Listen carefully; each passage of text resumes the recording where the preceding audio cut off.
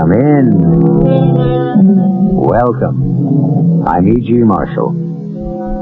Since earliest recorded time, man has believed it was possible to see into the future. He has honored and showered gifts on those who purported to be able to unveil the future. However, the Bible has warned against the oracles and soothsayers and threatened them with punishment. In Leviticus 20:17, we find, "A man or a woman that divineth by a ghost or a familiar spirit, or that is a wizard, shall surely be put to death. They shall stone them with stones." This admonition has not stopped the fortune teller, the reader of palms, or the tarot cards. Our mystery drama, "They Shall Stone Them with Stones," was written especially for the Mystery Theater by Sidney Sloan and stars Terry Keane. It is sponsored in part by Buick Motor Division. I'll be back shortly with Act One.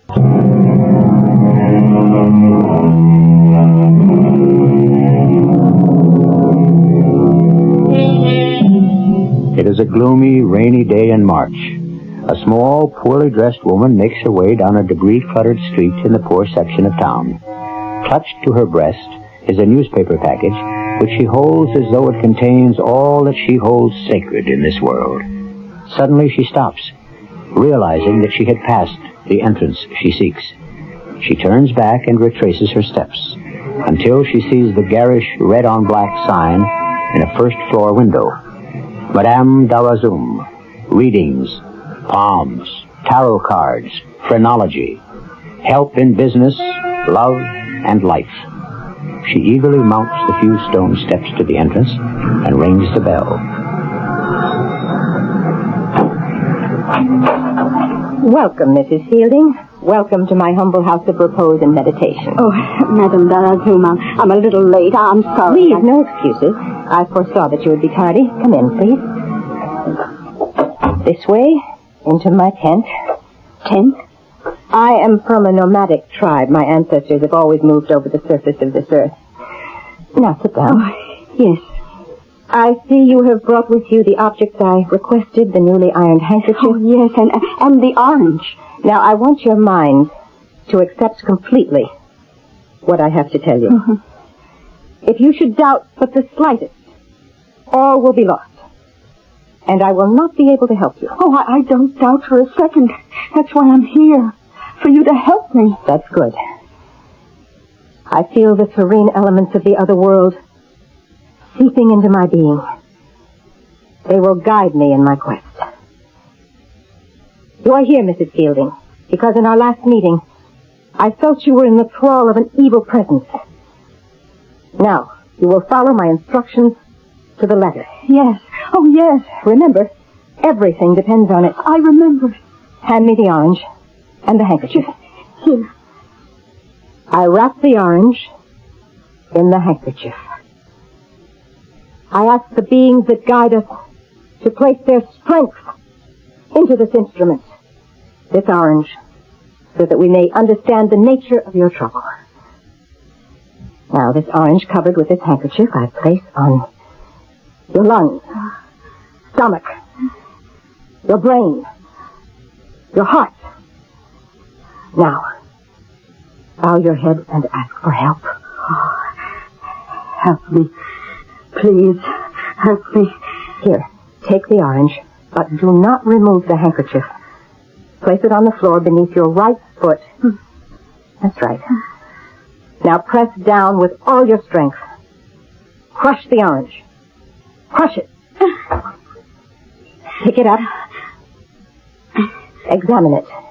Examine the orange for signs. What do you find? No. No! No!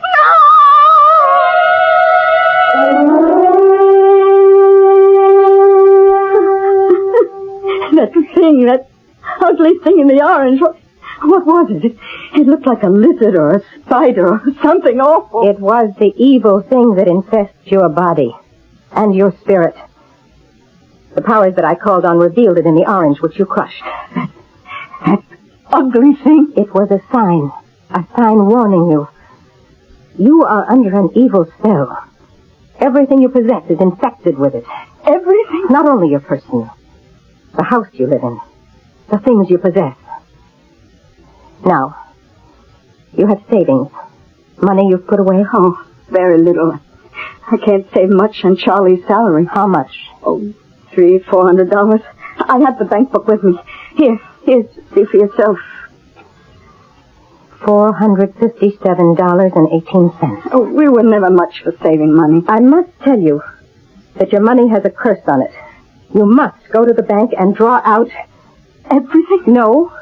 You will draw out just $450 in small bills. You will bring the money here, and I will call on the spirits to wash the evil out of the money. Oh, I don't know. Your money will be completely safe. I will wrap your money in a cloth, sew it up, and give it back to you. Oh.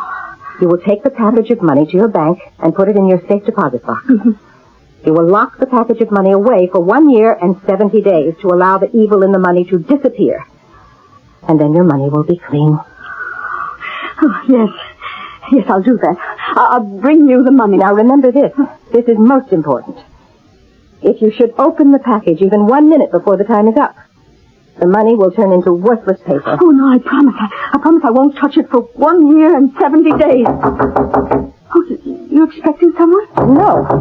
Open up! Open up! Police! What is the meaning of this? Police, you're under arrest. The look on her face. She was out the door in record time. My cop impersonation was perfect. Go ahead and laugh, Harry. Very funny. Your gangbuster entrance did me out of $450. Saved you from a stretch in the pen, you mean? So you're back into that switch the paper for the money racket. Not better than the creaky old vaudeville act you and I were doing. What was wrong with it? We were a top act. Where? We hadn't worked for 3 months, and I began to get hungry. Dangerous, Emma. Too dangerous for you. For us. We ain't kids anymore. We can't run as fast as we used to. Harry, it's more than just earning a buck. I began to have... I don't know, something was bothering me. I began to feel something inside of me, telling me what was coming next. I was beginning to feel something that I never experienced before. Oh, come on. No, listen. There was a young girl. After we'd gone through all the standard stunts, I suddenly had to speak to her, to warn her. You remember I asked her to come backstage after the performance? I sort of remember. Well, when I saw her, I knew that she only had a short time to live. She looked sick. Now, on the contrary, there was nothing in her face or manner to reveal it. So? 7 weeks later, she was dead. A malignancy. Even her doctor didn't know it until later. It was then I began to wonder about what I was doing. I just had to get away and think. Well, I got the cure for those half-baked ideas you got in your head. And safer, too. You're coming back into our old act, and that'll keep you too busy to think about how you can really read minds.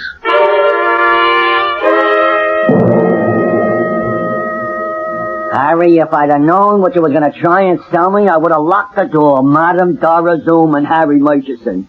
That act would have been dated in 1910. Let's go, Harry. No. Pinky, you gotta listen to me. Why, what's the point? I couldn't sell a cockamaniac like yours. We got something new. Big, sensational. Yeah, what? Tell him, Emma. Tell him about how you can really see into the future. How you can read minds. Oh, come on. Will you quit wasting my time? It's true, Pinky. Tell him, Emma. You were out to the track yesterday. Yeah, well, what's new about that? I'm out there almost every day. You bet $50 on a horse. Ticket number 3541063. 8th race. Yeah. How did I bet him? Show. Right. Yeah, what did he do? He ran out of the money. You lost. Well, you're right. Absolutely right. See what I tell you? How did you do it, Emma? You read your mind. All right, let's go. No, wait a minute. No, wait. Now, you know that wasn't bad. You can really pull that stunt. Mind reading. The real thing. What have I been telling you? Now, look, there is a spot. Yeah? It's a small nightclub. It's really a roadhouse. What kind of dough? Well, it's a small joint. Money small also. But it's a good place to break in your new act. You could start tonight. What about the money? Harry, hold it. Pinky's right. We got to break the act in. We'll take it, Pinky. Oh, good, great. You know, I gotta hand it to you, Emma. You sure knocked me cold with that one. Even my own wife don't know I lost her. She was out in the track with me. Well, I'm sorry to have to shove you out like this, but I got a million people waiting to see me. So look, go out this side door here. Yeah. Okay, Pinky, you'll be seeing your calls, huh? Bye. Well, how do you like that? We got a job, and it's only a beginning. How'd you do it, Emma? You really read his mind? No such luck. I was sitting next to the wastebasket. I saw the torn stub of a race ticket lying on top of the other waste paper. I could read the amount, date, ticket number, and race without any trouble. The rest I just put together. It was a good guess. He wouldn't have thrown the ticket away if he'd won. Yes. May I have your attention, ladies and gentlemen? Madame Darazoom, known all over Europe and Asia for her great psychic gifts, will entertain you with a demonstration of her powers. I will go among you, and by your concentration and her telepathic skill, Madame Darazoom, blindfolded, will look into your innermost thoughts and perhaps be able to warn of dangers lurking ahead. Now, ladies and gentlemen, Madame Darazoom. Are you ready, Madame Darazoom? I am ready, Mr. Richardson. I am standing next to a person, Madame Darazoom. You are standing next to a lady. You are correct.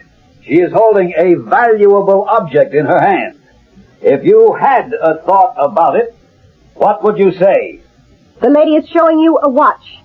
It is an old watch. One more bit of information. Concentrate. It was given to her by her father, who is no longer living. Thank you, Madame Darazoom. Thank you. Now let us try something more difficult. I am facing an individual. You are speaking with a gentleman. That is correct. Now he shows me something important. Can you identify it for the assembled audience? Wait. I see a small card. Numbers on it. It is a Social Security card. Correct. Absolutely correct. Can you give us the first 3 digits? Think. Separate your lines of communication. Oh, I know you can do it. I have a 2. Right, go on. I have a 7. Go on, don't stop. I have a 0.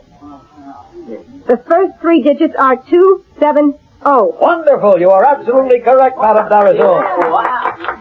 No, hey, wait a minute. Just a minute, sir, please. No, it's a trick. It's just a trick. You were giving her signals. What do you want me to do? Just give me the rest of the numbers on my Social Security card, if you can. Very well. Now I want you to think of only one thing. The numbers. Okay. I'm thinking. The numbers are 270. Yeah?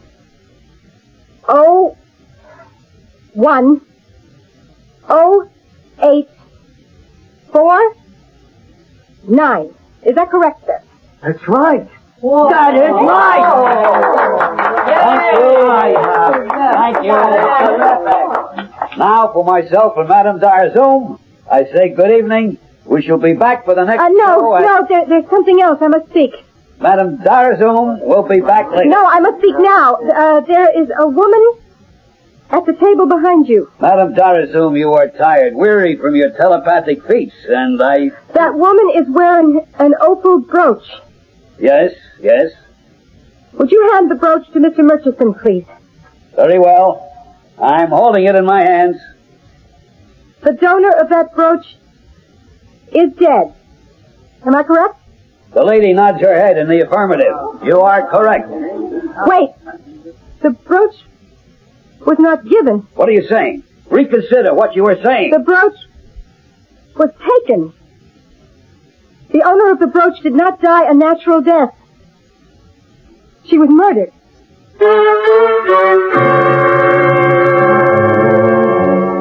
A flash, a momentary revelation. The dark curtain that veils the future and covers the secrets of the heart and mind is flung aside. If only our fortune teller could know what this sudden stab of light in the darkness would do to her own life, she might have hesitated, might have kept the secret suddenly open to her closed forever. I'll be back shortly with Act 2.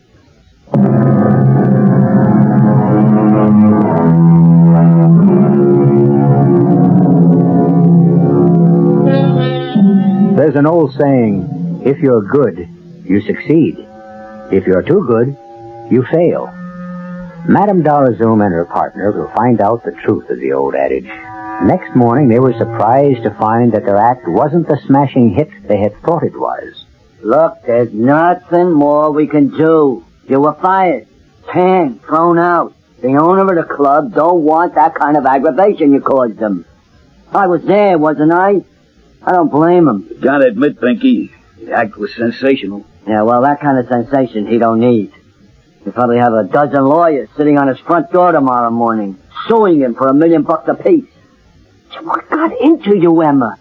What, did you go out of your head or something?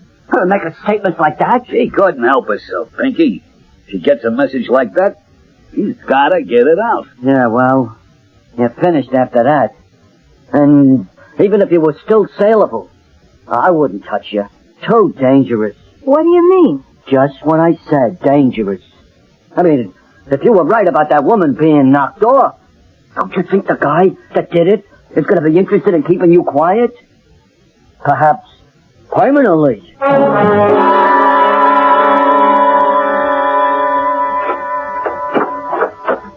Well, our return to show business had a very short life. Who are you blaming, Emma? Oh, Harry, I'm sorry. I know how much you wanted to get the old act going. You went too far. Could have been a real moneymaker. Now, no use crying. Better get our clothes packed and get out of this hotel. Out of work, we can't afford it. I can always go back to the old fortune-telling racket. Me as the shoe? No, thank you. Well, you suggest something. Oh, I'm all out of suggestions, Emma. Yeah? Someone asked for us? Leave his name? Oh. Strange. Okay, if he comes in again, call me. Don't tell him we're in. Just get his name and where we can reach him. Thanks, Eddie. What is it? I don't know. It's kind of got me nervous.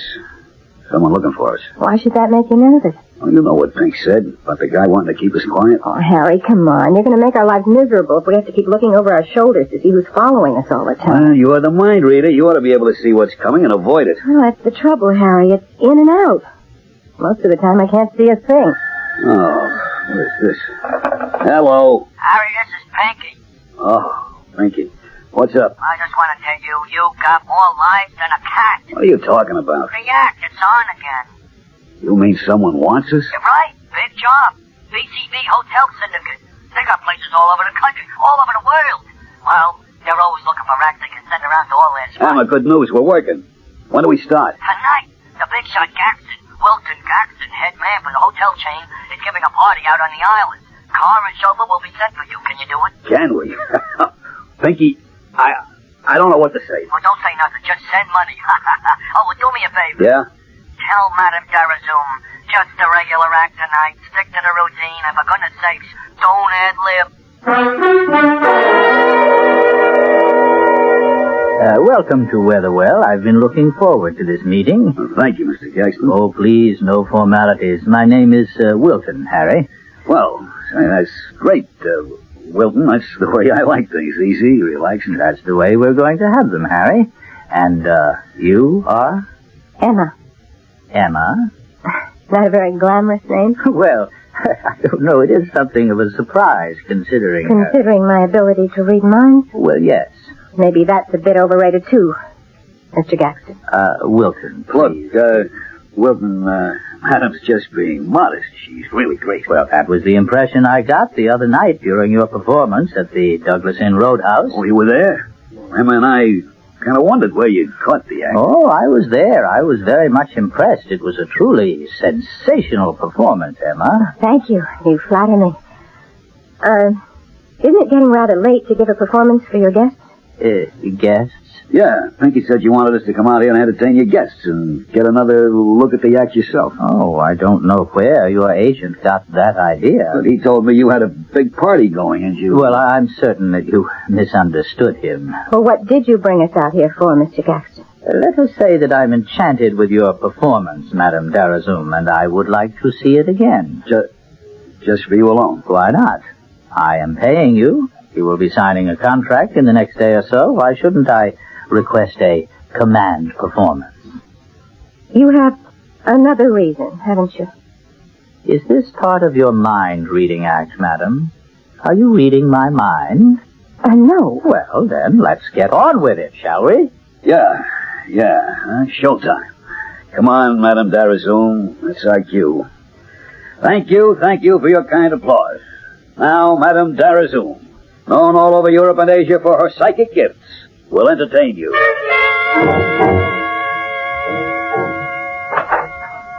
Your quarters, I think you will find them comfortable. Just one thing.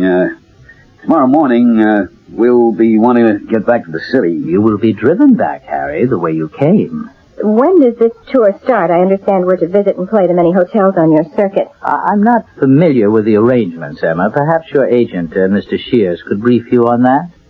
All right. We'll talk to him. Yeah, Pinky should know. Then I shall bid you good night. Oh, Mr. Gaxton? Yes? You asked us to go through our act tonight for you alone. Well, why not? I wanted to see what I was buying. When we finished, you gave us no indication of your feelings about it. You didn't applaud. You didn't even smile politely. Were you disappointed? Well... You were disappointed. Frankly, madam, yes. Now, look, how can we be expected to do a decent job with no audience? You know, to a performer, an audience is all important. It makes all the difference. Wait a minute, You're being too defensive, Harry. I wasn't too disappointed in the act. I was just a bit put off that Madame Darazoom didn't pull any surprises. Like she did the other night? Yes. I'm glad she did. Pinky, he specifically warned her not to pull any surprises. Oh, I see. But it was that which sold me on your act. It was the part I found attractive and fascinating. Well, now, good night. How do you like that? Pinky wants us to keep the act under control. Gaxton only buys the act because you nearly caused a riot. And you guess him. I don't believe Mr. Gaxton is saying everything that's on his mind. I'm not absolutely certain. But he's concealing something. Yes. It has something to do with the opal brooch. He's mixed up in that business. Or it could be... I'm not completely sure, but why don't you say it, Harry? Murder.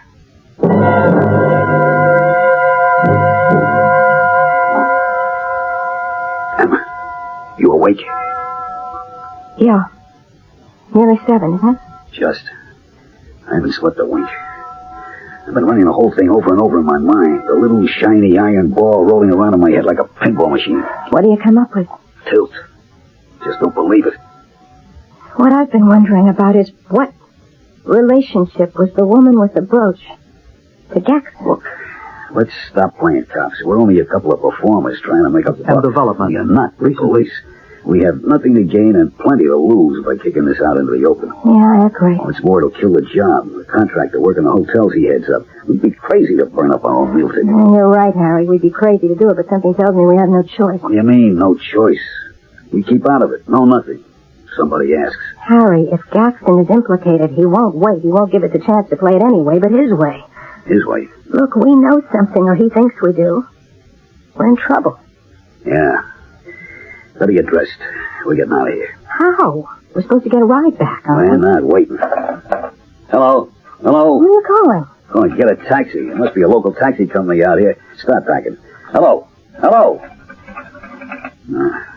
Phone's dead. Look, let's not pack. Let's just leave. I'm with you. Come on. Door won't open, Emma. Well, turn the key. No key. You're so upset you can't even... Here, let me try. I told you, that door's locked. The window. 3-story drop, not even a vine or a tree near enough. Someone at the door. Who is it? Good morning. Everything all right? Yeah, fine. Just fine. Let him in. Can't. Door's locked. Mr. Gaxton, we can't open the door. It's locked. Locked? Well, it doesn't seem to be locked. Why did you lock us in, Gaxton? What? What are you saying? The door isn't locked. We tried the door. We couldn't open it. Well, it's open now. Because you opened it. From the tone of your voice, you are accusing me of having locked you in. And cutting off our phone. Cutting off your... Oh, yes. Oh, the phone was off. Charles always cuts all the phones after midnight. You see, I suffer from insomnia. And if the phone should wake me, I have great difficulty getting back to sleep. You have an answer for everything, don't you? I assure you that it is the truth. Charles always puts it on again by 7 a.m. Well, happens to be 5 after 7 right now. Let's just see how efficient Charles is. It's working. Phone's on. You see? Mr. Gaxton, we want to leave. Now. Right now. Can we have your car to take us to a train, a bus station? Well, now, something seems to be wrong. Why are you behaving so antagonistically towards me? Last night we discovered a lot of things. Such as? Harry, don't say anything. Suddenly your attitude has changed. Your conversation full of hidden meanings and innuendos. Now, come on. Come here. What's bothering you? Harry, don't say anything. I got it, Emma.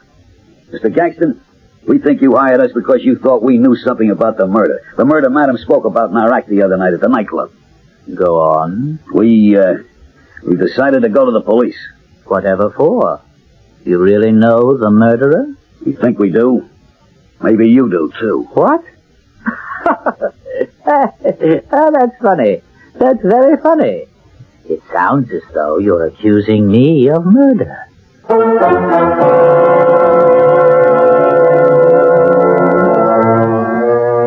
In the lexicon of professional mind reading, Rule 1, to which Madame Darazoom had always adhered, was that one had to be relatively certain before making a prediction. Harry's blurted-out accusation of Wilton Gaxton violates that rule. She was anything but certain of his guilt or his motives, and there is now in the back of her mind a feeling that nothing but disaster can result. I'll be back shortly with Act 3. Buick's 1976 Century Regal is the most luxurious midsize car Buick builds. But it's also got a practical side. In fact, it makes a concession to practicality that no other American midsize car does. It comes with a V6 engine, and a Buick V6 at that. Regal, it's got the spirit. That's how it's gonna be, spirit free. Even these days, there are ways to save money. Interested? Well, one way is to keep your car well-tuned with AC fire-ring spark plugs, because AC spark plugs not only help improve your car's performance, they could also help save gasoline. So see your AC Delco serviceman. Get a tune-up with AC spark plugs today. Get your New York State car inspection free all this week at Hicksville, Firestone, Hicksville, Long Island. We're all a little leery of the dark.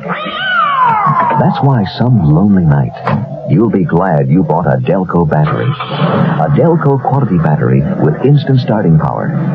Delco batteries. Some lonely night, you'll be glad you bought one. See the 76 Pontiac Grand Prix at Wide Pontiac, Far Rockaway for $4,350. Includes hydromatic, power steering, power disc brakes, radial tires, only at Wide Pontiac, Far Rockaway. The first AMCO transmission place opened back in the 50s. Today, they've got over 500 places throughout Canada and the United States. I think these guys are here to stay. You're going to be surprised, but don't be surprised by the nice little extras at AMCO. They've serviced 4 million transmissions. They do things right. AMCO, AA, MCO. When your car's transmission needs repair and you want it back fast, take it to one of the AMCO centers in the greater New York area. WOR News, 15 minutes of the latest complete news on the hour, every hour throughout the day and evening, with special half-hourly reports during morning and afternoon drive time. All the news you need to know. National, international, state, and local, with updated weather forecasts, stock market reports, and traffic information from Helicopter 710 during the rush hours. This is Henry Gladstone. Join us right here for all the news over WOR Radio, the talk of New York.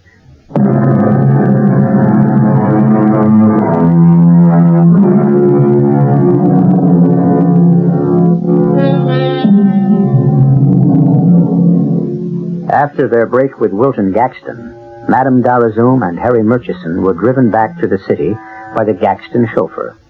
Harry was troubled by the situation which he felt he had caused by his ill-considered accusation of the man who at first had been so kind to them and then seemed so threatening. The question in Madame Darazoom's mind was equally unanswerable. No gleam of light penetrated the darkness. With great reluctance, they both decided to present the matter to the police. What you're saying could be very damaging, Mr. Murchison, and consequently could bounce back and cause you and your wife a lot of trouble. We told you what happened, Lieutenant, exactly as it happened. Yeah, your story is very interesting, but unsubstantiated. I mean, you've got to have facts, not a hocus-pocus vaudeville performance. Madame Darazoom can read minds. I'm familiar with your act, and also with your records. I don't think anything you two would say in court would cause too much excitement. You're saying we're lying, that this whole business is just a stunt. Publicity, that's what you want, isn't it? I mean, it's good for the act. Oh, Harry, come on. The only thing that would get this cop off the seat of his chair is to find us both shot through the head on the front steps of the precinct station. Well, that would make it simpler for me. But seriously, let me lay it out for you. You are accusing Wilton Gaxton, a prominent man. Rich, powerful, with a license to kill. That's what you mean, isn't it? No. Now, damn it, you've wasted enough of the department's time. And I've been very patient with you. You haven't a shred of evidence. All you have is what Madame cooks up in her mind-reading act. And with your past police records, do you think anyone would give the slightest credibility to anything you could say? Sorry to have wasted so much of your valuable time, Lieutenant. Come on, Harry. Well, that was a waste of time. You wanted to go to the police, Harry. I knew what the answer would be. Let's grab a taxi and get back to the hotel. We gotta check out before 1 o'clock or we're stuck for an extra day. And with our bankroll, don't you think a bus would be more sensible? Taxi! We haven't got time for the bus. Taxi! Taxi! Get in, Emma. Shelburne Hotel driver. What's our next move, Harry? We gotta get lost. Run. Hide. Anything. Not the mind-reading half of the act. But I can feel something. I don't like the way it feels. Where? Where can we go? We gotta make a buck? If only we could have gotten an advance on the job with Gaxton. Yeah, if... Maybe Pinky was smart enough to get an advance. No good. He'd have to give it back to Gaxton if we weren't going to take the job. Job? What job? There never was one. It was only Gaxton's way of getting us. Setting us up for the knockout. That car. Alongside. Look out, there's a gun! Hey! Stop! Stop! He's been shot! Oh, help me! Help me! My husband's been shot!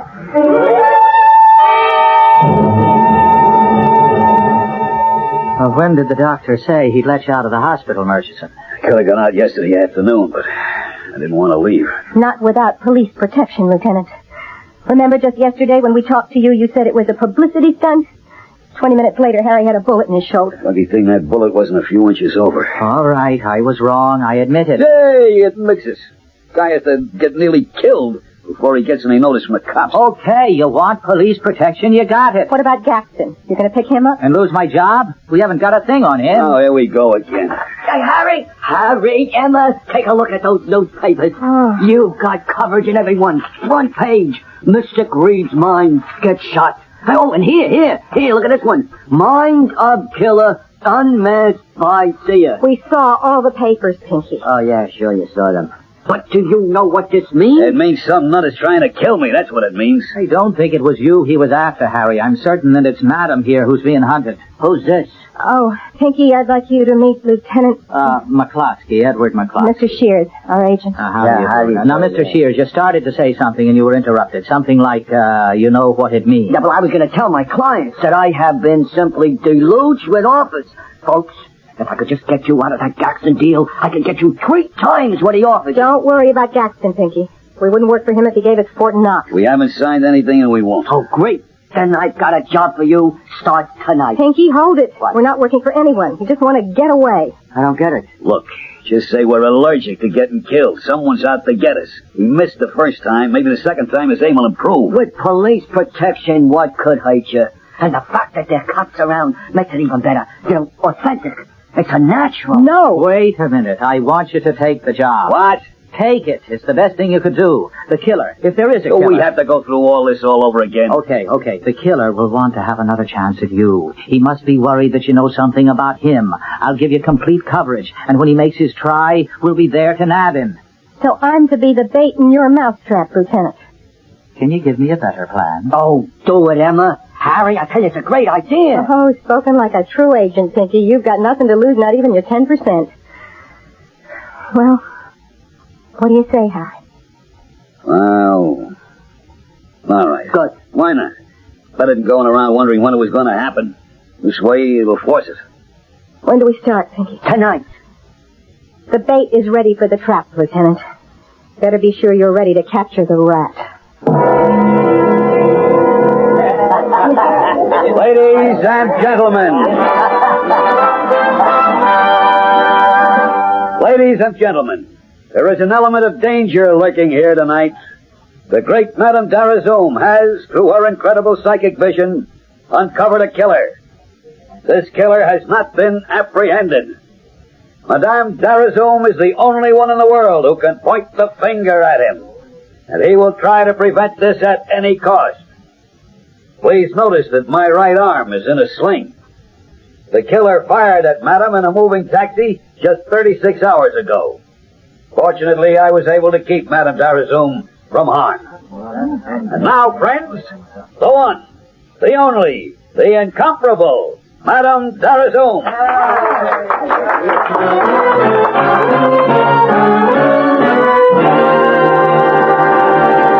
Oh, you're a smash, Emma. Yeah, well, I'm exhausted. The strain was just too much. But he didn't show. I was watching all through the act. I didn't feel he would, actually. Not through the performance. Police all around? Yeah, street clothes, all trying to look like customers. Hey, you know who came in while you were doing the last reading? Jackson. Right. I didn't want to let on to you for fear you'd get nervous and blow the act. You were blindfolded. I felt him enter. He sat way in the back near the exit. That's right. The human radar was working tonight. Yes. Something else. I felt a warning, a flash of danger. And it's still there. Look, Emma, the lieutenant's still around. All his men, too. Jackson wouldn't try anything. No, I suppose not. I just can't help feeling. Yes? It's Lieutenant McCloskey. May I come in? Oh, sure, Lieutenant. Come in. Ah, thanks. Good show tonight, Madame. Oh, thanks. All tricks, nothing supernatural, but a good show. How do you know, Lieutenant? She knew that Jackson was in the audience tonight, even though she was blindfolded. Amazing. Okay. I won't try to convince you again. Jackson was spoken to and asked to leave immediately after the performance. I sent a man with him to keep him company. Oh, thanks, Lieutenant. I can breathe easier now. Yes? Is Madame Darazoom there? Harry, I don't want to see anybody. Get rid of her. Leave it to me. I'm sorry, but Madame Darazoom is tired after her... Well, I'd better be rounding up my men and getting out of here. Thanks for your attention, Lieutenant. Look, we'll have a man stationed at the hotel for the next couple of days, or at least until we feel you'll both be safe. I appreciate that. Emma, this dame out there, she's from the trade papers. Wants to do a short interview. Well, tell her to come to the hotel tomorrow. No time. Has to have it tonight. The deadline's tonight. Oh, all right. I'll keep it short. Send her in. Come in, Miss... Mrs. Rossett. Mrs. Owen Rossett. How do you do, Mrs. Rossett? Won't you sit down? Oh, thank you. Well, I'll be going along now. Speak with you tomorrow. Thanks, Lieutenant, for all you've done. I think I'll walk out with you, Lieutenant. Be back in a minute, Madame Darazoom. Now, what can I do for you, Mrs. Rossett? You can die, Madame Darazoom. What? Don't you know me? You addressed your remarks to me just a few short days ago. Perhaps this opal brooch will refresh your memory. This gun will wipe out the picture forever. Wait. Look, you won't get away. The place is full of police. Oh, they're all gone now. The lieutenant was the last one here. His car was waiting outside. He'll be gone, too. Please, I know nothing about you. I had a brief, cloudy picture. That's past, gone from my mind. Too late. You know too much. You know I killed my stepmother for her money. She'd lived too long, the miserly old witch. And now I shall kill you. So you won't be able to tell the world. You'll be caught. You'll go to prison. They'll just send me back to that place. You see, I have a record of mental illness, so I can kill and get away with it. Now, die, Madame Darazoom!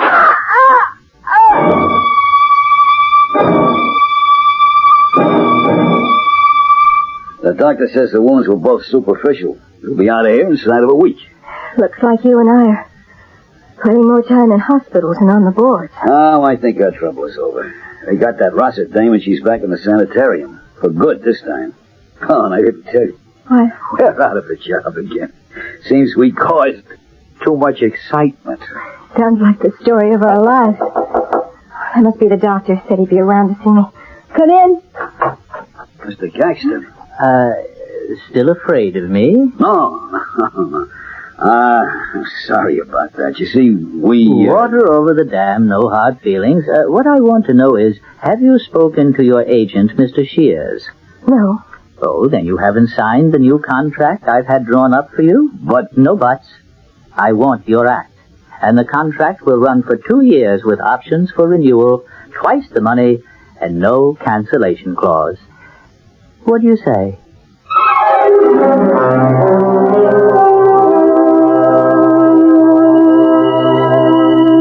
In all her predictions, her projections into the future, Madame Darazoom had not seen even the hazy outlines of her own life and future career.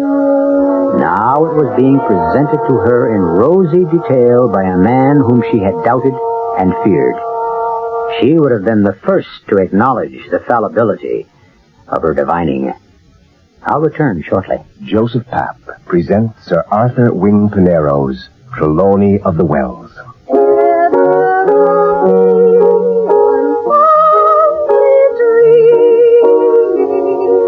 The song that made Arthur fall in love with me.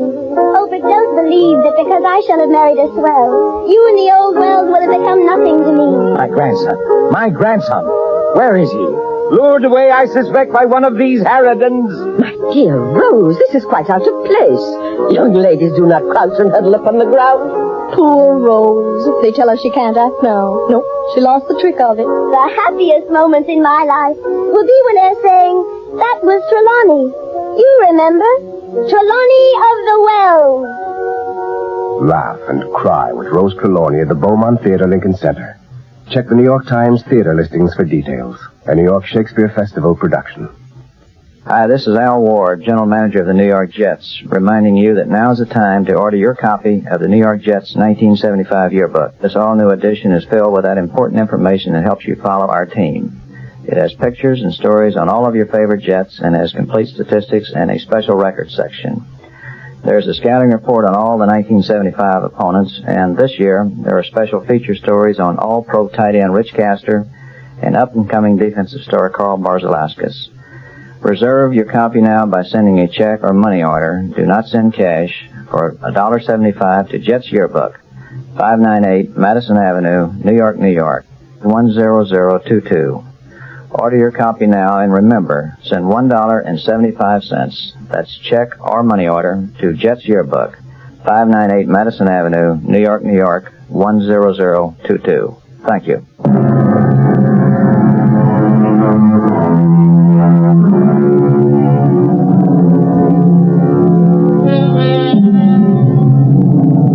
In Deuteronomy 18:19, the Bible warns us again, there shall not be found among you anyone that useth divination, a soothsayer, or an enchanter, or a sorcerer, or a charmer. For all that do these things are an abomination unto the Lord.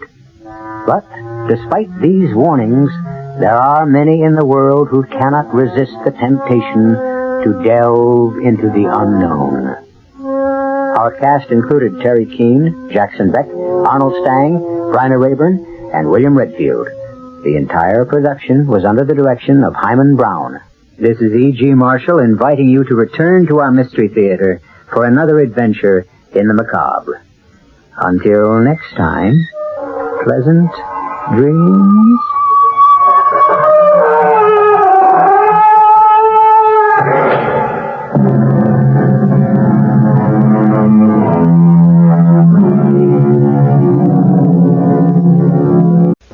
The CBS Radio Mystery Theater presents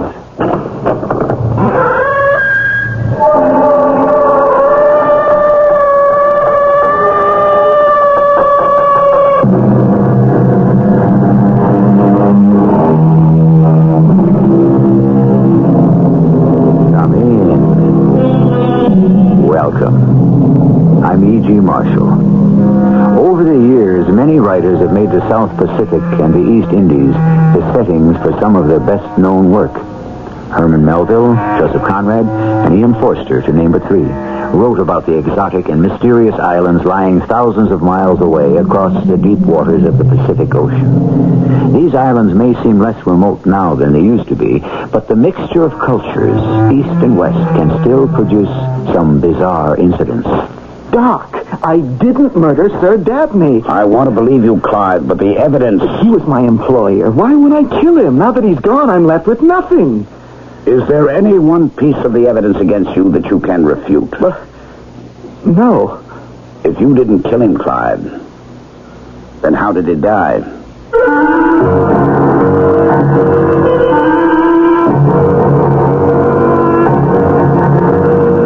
Our mystery drama, A 1,000-Year-Old Story, was written especially for the Mystery Theater by Percy Granger. It stars Ralph Bell and Gordon Heath. It's sponsored in part by ARM, Allergy Relief Medicine, and True Value Hardware Stores.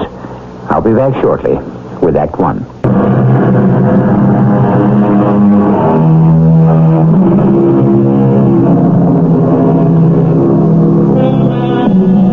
Close your eyes and imagine a South Seas island.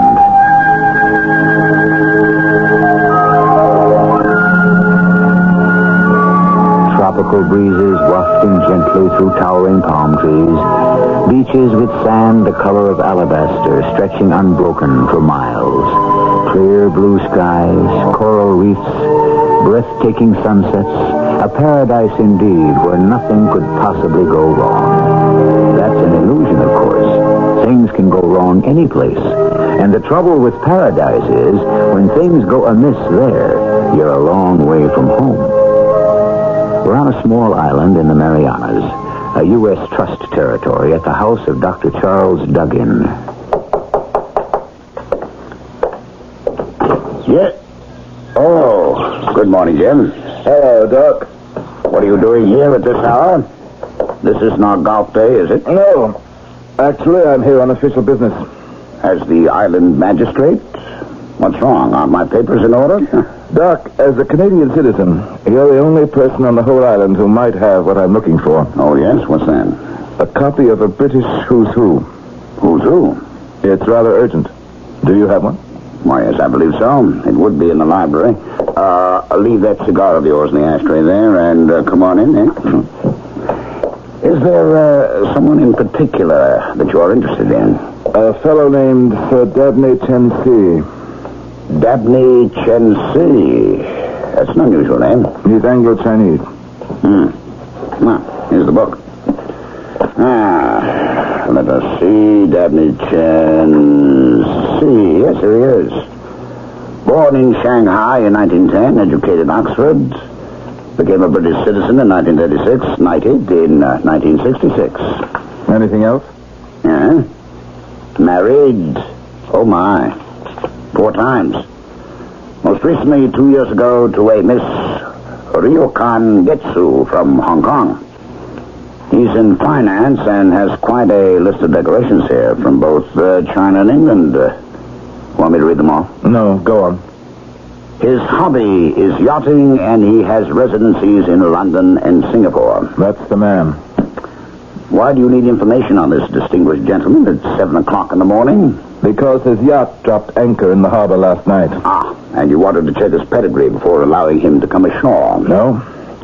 Last night, his steward discovered him in the ship's library. Dead. Oh. I see. Natural causes? Don't know yet. The man was 68. True. Anything's possible at that age. At any age. 4 marriages? Precisely. Coffee? No, thanks, Doc. I've got to go out to the yacht and begin an investigation. So you do suspect foul play, Sergeant Johnston was out there this morning. He found this. It's a letter Sir Dabney was writing at the time he died to his solicitor in London. Apparently, he just discovered that someone was cashing checks in his name without his knowledge, and he wanted his solicitor to investigate. And you suspect the embezzler, realizing Sir Dabney was onto him, killed him for his silence? That's the obvious. Beware the obvious. True. How did Sir Dabney die? Not sure yet. Thought you might give us a hand, Doc. Oh, now, today is my day to go coral hunting. You want an autopsy performed? Eventually, but at the moment, could you analyze this liquid? It's the remains of a whiskey soda Sir Dabney was drinking when he died. You suspect poison, then? There were no marks on the body. How long will it take you? Well, it depends on how many reagents I have to try. Follow me out to the yacht when you have an answer, will you? It's in the harbor, on the way to your coral beds. Okay. Foul play, eh? You know, there is just one problem here. What's that? If the motive was to cover up this embezzlement, why wouldn't the murderer, if there is one, mind you, have destroyed this letter? How could he know that it was precisely that matter which Sir Dabney was writing to inquire about at the time of his death?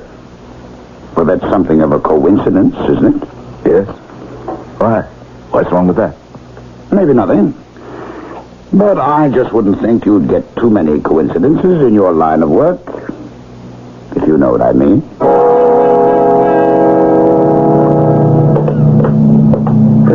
Welcome aboard, Inspector. I'm the ship's captain. Name's Renner. Thank you, Captain. I'm Jim Trees, the local magistrate. Your man's already nosed around pretty good. I suppose you'd like to see the ship's study where Sir Dabney was found. Please. Nothing's been disturbed. After the body was taken ashore, the room was locked.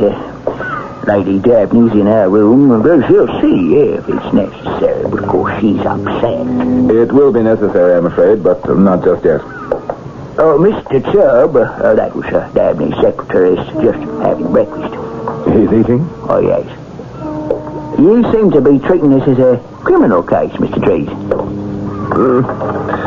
Just a routine investigation. If you want my opinion, it would seem to be a case of a simple heart attack. Well, this is the study.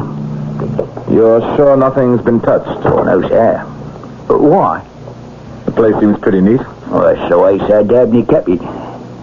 Will you run down what happened last night? Well, we anchored about 7. Dinner was served to Lord and Lady Dabney and Mr. Chubb at 8. Mr. Chubb? Yes, Sir Dabney's private secretary. Oh, yes, the one who's eating. Anyway, round 10, Sir Dabney came in here to do some work. 10:30, the steward brought him his nightly grog tray, the whiskey and soda your man took with him. Where did the tray sit? Oh, where it's still sitting on the table over there next to the window. Was the window open like this? Yes. It opens right out onto the deck? Yes, sir. So anyone passing... Go on, Captain. Well, that's about it. 11:30, the steward entered to remove the tray and found Sir Dabney there at his desk, dead. Pen in hand? Yes, sir. And this is the letter he was writing? I mean, this is his handwriting? Oh, yes, quite distinctive. No mistaking that. Should I... Come in. Jim? Ah, Doc. You have the results already? Yes, I found out... Captain Renner, would you excuse us? Oh, certainly. If Mr. Chubb has had enough to eat, perhaps you'd tell him I'd like a word with him? I'll send him right up. That didn't take you long, Doc. What did your analysis show? There was something in Sir Dabney's drink, all right, besides whiskey and soda. Poison? Yes. What kind? That I'm not sure of. None of my reagents gave me its exact nature. So the drink was tampered with? Oh, no doubt. Any good suspects so far? No. Yeah, it's a nice collection of books this fellow had. Oh, that's too bad. What? It's dust. Some folks aren't big readers. Well, it's a shame, though. People use books for expensive wallpaper. There's an empty space. Oh, yes, so there is. A small one, though. Must have been a pretty slim volume. I have to start somewhere. You see the book lying about? No. That's the kind of detail that solves cases. Thank you. Don't mention it. And now, if you'll excuse me, I'm off to hunt Coral. It must be Sir Dabney's secretary. The very soul of composure, from what I gather. His master's demise hasn't stopped him from packing away a solid breakfast. Come in. You, wanted to see me? Yes. Doc, you'll do the autopsy tonight? Yep. Now, your name is... Clive Chubb. Clive Chubb. I don't believe it. Charlie? Yes. You two know each other? Oh, know each other. Clive here was the best wing forward the Darno rugby team ever saw. You are Sir Dabney's personal secretary? Oh, yes, I've been with him for 5 years. Excuse me, Doc. Mr. Chubb, I need to ask you a few questions. Well, certainly. We suspect that your employer was murdered. What? Poisoned. Good Lord. By whom? We don't know yet. The only clue we have is a letter Sir Dabney was writing. Well, what sort of letter? Can you tell me who would know the whereabouts of Sir Dabney's financial records and bank books? Well, that would be me. He kept them in the bottom drawer of his desk there. Did he have any large sums of money on board? Several £100, I believe. Why? Do you suspect robbery was the motive? Where was this money kept? Do you know that as well? Well, in the wall safe behind the drapes over there. And the keys? It's a combination lock. Oh. Who would know the combination? Well, Sir Dabney, of course, and myself. Would you write it down for me, please? Well, yes.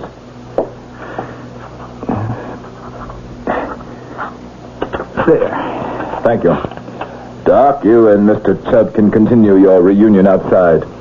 I'd like to be alone in here for a few minutes. I'm sorry about what's happened. Poor Sir Dabney. He was an awfully decent man. Leaves me up at Dry Creek, I can tell you. I don't even know how I'm going to get back to Canada. Well, won't Lady Dabney help you? I think not. Why not? It's an involved situation, Charlie. I'd prefer not to go into it. Mr. Chubb, can I speak with you a moment inside? With me? Sure. Charlie? Jim? Sure, Doc. You can come too. Mr. Chubb, who else knew the combination to this safe? No one. Just you and Sir Dabney? Yes. Why? Because I found this inside the safe. Do you recognize it? It looks like a small vial of liquid. Doc, the label says denathomal. Do you know what that is? Why, yes. It's a poison.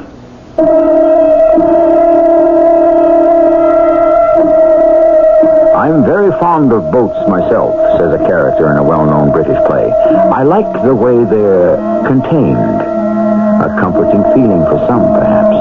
But if you are the unlucky object of official suspicion, even a wealthy man's yacht can suddenly begin to seem very claustrophobic. And what might have been a pleasant reunion between two old schoolmates is threatening to become something much more serious. I shall return shortly with Act Two.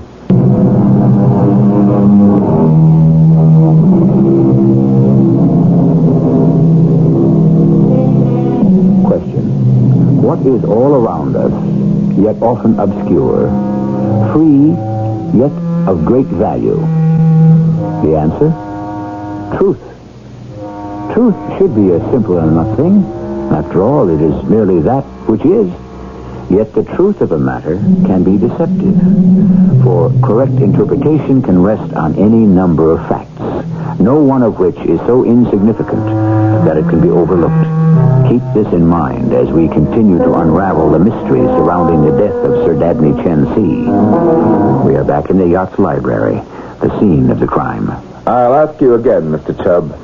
Do you recognize this vial? Well, no, I've never seen it. You say you found it in the safe? Which, by your own statement, had a combination known only to you and Sir Dabney. Well, yes, we had the combination changed just before we left London. Jim, I can vouch for Clive. Our old school has had its share of questionable alumni, but none of them have ever ended up on murderer's row, you know. I'm not out to hang anyone, Doc. Least of all your pal here. All I'm doing is developing evidence. I have no idea how that vial could have gotten into the safe. Where was it? This logbook from the safe. Do you recognize it? Yes, it's the record of ship's cash. Are these entries in your handwriting? Yes. One of my duties was to keep a record of money spent in the operation of the boat. Why? Because this vial of poison was in the spine of that book. Oh, really, Jim? This is all too perfect. Someone is obviously trying to frame him. Who? Do you have any thoughts on that, Mr. Chubb? No. Well, why on earth would Clive poison the old fellow and then tuck the evidence back in the safe? It was well hidden. I almost didn't see it. It made only the slightest bulge in the book. Well, how do you know that's even the stuff that did Sir Dabney in? I suppose we can check that out easily enough now, Doc? If it is pentothal that was in his drink, I can determine that with a little baking soda from the ship's galley. Well, we found the murder weapon. It was liquid from this vial that was used to do the old man in? Yes. No question. None. Fenothylamine is a superstimulant. It speeds up the action of the heart. And in someone of Sir Dabney's age, that almost certainly leads to cardiac arrest. In other words, a heart attack. Well, I'll have to wait until I perform the autopsy to know for sure that's how he died. But that's what I'd expect to find. Where is Clive now? I asked him to remain in his room. No one will be allowed off the ship now, of course. I have men searching the whole boat, questioning the crew. What is that you're looking at? A photograph of Lady Dabney. It was in her husband's desk. Beautiful, isn't she? Yes, very. What's Chubb's relationship with her? What do you mean? I heard him talking about her. What was he saying? I gather there is a strain between them. That's all. Is he a womanizer? I wouldn't think so. But no saint. Who is? I am. Yes, well, I imagine it would depend on circumstances, wouldn't it? The point is, Lady Dabney is extremely attractive. Oh, yes, exquisite. And Sir Dabney was 30 years her senior. At least. A terrific temptation. Possibly. And a motive. That is speculation. True. Have you spoken to her yet? No, I was waiting on the results of your test. I'll ask Captain Renner to make... Excuse me. What? Are you the inspector? Yes. Jim Trees. I am Lady Dabney. Oh. This is Dr. Charles Duggan. He has been assisting me in the investigation. My condolences, ma'am. I have been told by Captain Renner that there are policemen on board who are searching the ship. Is this true? Yes. Will you be so kind, please, as to tell me why? I'm afraid your husband's death was murder, Lady Dabney. He was poisoned. Are you quite sure of this? Yes. Then you must find the poisoner for me, and quickly, so that he too may die. With your permission, I would like to ask you some questions. Is this normal? Yes. Very well. Can you give me an account of your movements last night? Certainly. We had dinner, the three of us, about 8 o'clock. Afterwards, Clive and I remained together, while Dabney came in here to the library. You and Mr. Chubb were together? In the stateroom, yes. We were playing cards. At about 11 o'clock, I excused myself and retired. And Mr. Chubb? I presume he did the same. One last question, Lady Dabney, and forgive me for asking it. Of course. Were you and your husband always on the best of terms? Yes. We were very close. I can understand why you might assume that the age difference between us would be a problem, but it was not. No other man has been of any interest to me at all since I met Dabney. I'm aware men find me attractive, and when they flirt with me, I understand. Even Clive. Clive? You mean Mr. Chubb? It was harmless. Nothing. Anyway, it was months ago. Was he in love with you? You would have to ask him that. Did Sir Dabney know about this? I mentioned it to him, yes. And? He wanted to let him go. It's a standard male response. Why didn't he? I persuaded him not to.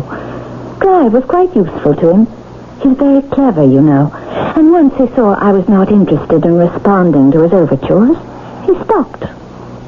Did Mr. Chubb know you told Sir Dabney? No, of course not. But this is ancient history, Inspector. It was all over months ago. Since then, we've been all quite civilized with each other. Yes. You played cards. In the public stateroom. Thank you, Lady Dabney. That's all for now. Then you'll excuse me. Ask Captain Renner to join us if you see him, would you? Certainly. She's quite vain, isn't she? With good reason, I'd say. Well, Doc, what do you make of all that? The question is, what are you going to make of it? I'm not sure yet. Methinks the lady did protest too much. About her faithfulness to her husband? And it seemed to me she deliberately let Clive's name slip. I don't think so. She seemed genuinely upset when I tried to make something out of it. But if Chubb was attracted to her, it would compound his motive, wouldn't it? Ask him then. I doubt I'd get a straight answer. That's why I want to speak to the captain. She said it was harmless. It was over months ago. Doc, listen. Thanks for your help. What? I'll see you this evening for the autopsy. Say around 7. Oh, you want me to go? It's a police investigation from here on out. Anyway, weren't you going coral hunting? Yes, that was before I knew a friend of mine was going to be involved. I understand about the old school ties and all that, Doc, but I am not abandoning Clive now. You wanted to see me? Oh, yes, Captain, come in. Okay, Doc, you can stick around. But remember, you're an impartial witness. Captain Renner. Yes, sir. I have a question for you. It's delicate, but I hope you'll be frank. Oh, yes? It concerns the relationship between Lady Dabney and Mr. Chubb. Well, what about it? That's what I'm asking you. They was, friendly. Just give me your impressions, Captain. Oh, they spent a lot of time together, especially when the governor was working. Lady Dabney's pretty fond of Mr. Chubb, but I don't see the harm in that, not so long as he knows to keep his distance. She was fond of him? Yes. Would you say they are having an affair? Oh, I wouldn't go that far. On account of Mr. Chubb don't seem too keen. Well, I think he fancies her, but feels he, felt a conflict of loyalties, if you know what I mean. Yes, Captain, I do. Thank you. Well, will that be all? May I ask a question? Sure, Doc. There's a slim volume missing from one of these shelves here in the study. You haven't by any chance seen it lying about, have you? Well, what's it look like? I don't know. What's it about? Well, I'm not sure. Oh, it's not much to go on, is it? No, I guess not. Can't say I've seen any books lying around. Well, I'll be on the bridge then if you need me. Now what? If what Captain Renner says is true about Chubb and Lady Dabney, then Lady Dabney was lying to me. And why would she lie except to keep herself in the clear? And if she did want him badly enough, she wouldn't have dispatched her husband in such a way as to throw the guilt on him. Unless, feeling rejected, she decided to murder her own husband in order to take revenge on him? Doc, you amaze me. Well, she is Oriental. And a woman, to boot. What about the checks? The one Sir Dabney was in the process of asking his solicitor to investigate when he was killed. What need would she have to steal money from a husband who, as far as I can see, was more than willing to give her everything she wanted? I think if we find the person who cashed those checks, we'll have found our murderer. Checks? Are you aware that Sir Dabney was writing a letter to his solicitor? Mr. Carrington in London? You know the man's name? Well, of course I know his name. Are you aware what the letter was about? Well, no, I didn't know he was writing it. Apparently a number of checks had been cashed for rather large sums, checks he never authorized. Do you have the dates and numbers of the checks? Yes, in his bank book here. The checks in question are starred in red ink. February 2nd, March 7th. In the letter he says, quote, "Will you please go round to the bank and question the clerk who paid out the money on the checks I shall list below to see if he can remember." End of quote. That's as far as he got before the poison took hold. Well, Mr. Chubb, should we finish the sentence? Should we cable London and find out what the clerk has to say? No. There's no need. I cashed those checks. I cashed them all. Clive. But they weren't forged. Sir Dabney signed them himself. I always cashed his checks. It was part of my job. I gave him the money. I never kept a penny of it. Then why would he question them? I don't know. Was Sir Dabney going senile, perhaps? Was he beginning to forget things? No, he was perfectly sound as far as I could tell. And between you and Lady Dabney? Pardon? What was going on there? Nothing. We've heard different things. There was nothing between us. We have two versions of the story, one from Lady Dabney herself and one from Captain Renner.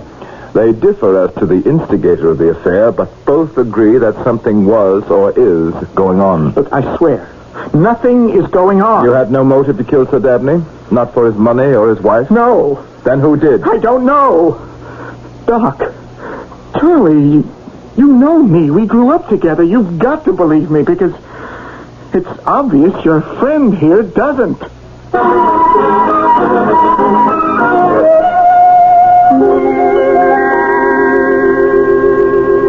The islands of the South Pacific have always been a source of confusion to me. Are they as far west as one can go before getting to the far east, or vice versa? But the problems of geographical orientation are of secondary interest to us at the moment. The problem of who killed Sir Dabney is considerably more pressing, especially to Clive Chubb. What do you think? Is he guilty or innocent? I'll return in a moment with our final act.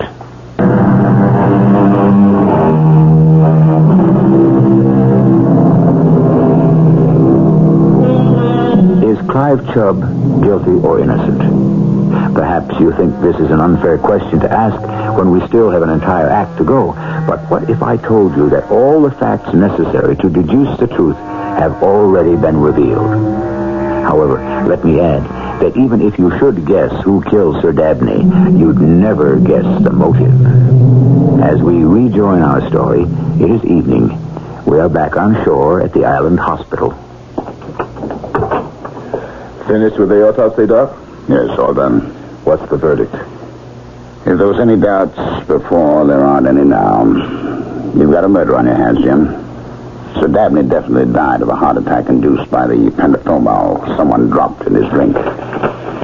Here's a copy of the autopsy report for your files. Thanks. What's your next step? I'm afraid I'm going to have to put your friend under arrest first thing in the morning. Jim, you're making a mistake. What would you do in my shoes? I think it's Lady Dabney you should be going after. Look at the evidence. The evidence doesn't mean a thing. Women like that have their ways. I'm sorry, Doc. Look, it's been a long day. Let me just call out to the yacht to make sure all's quiet, and then I'll give you a lift home.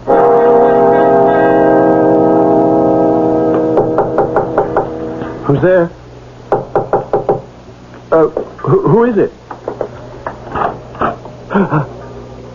Lady Dabney. May I come in? I must speak to you. I don't think it would be wise. Quickly. One of the police guards is by the bulkhead at the top of the stairs.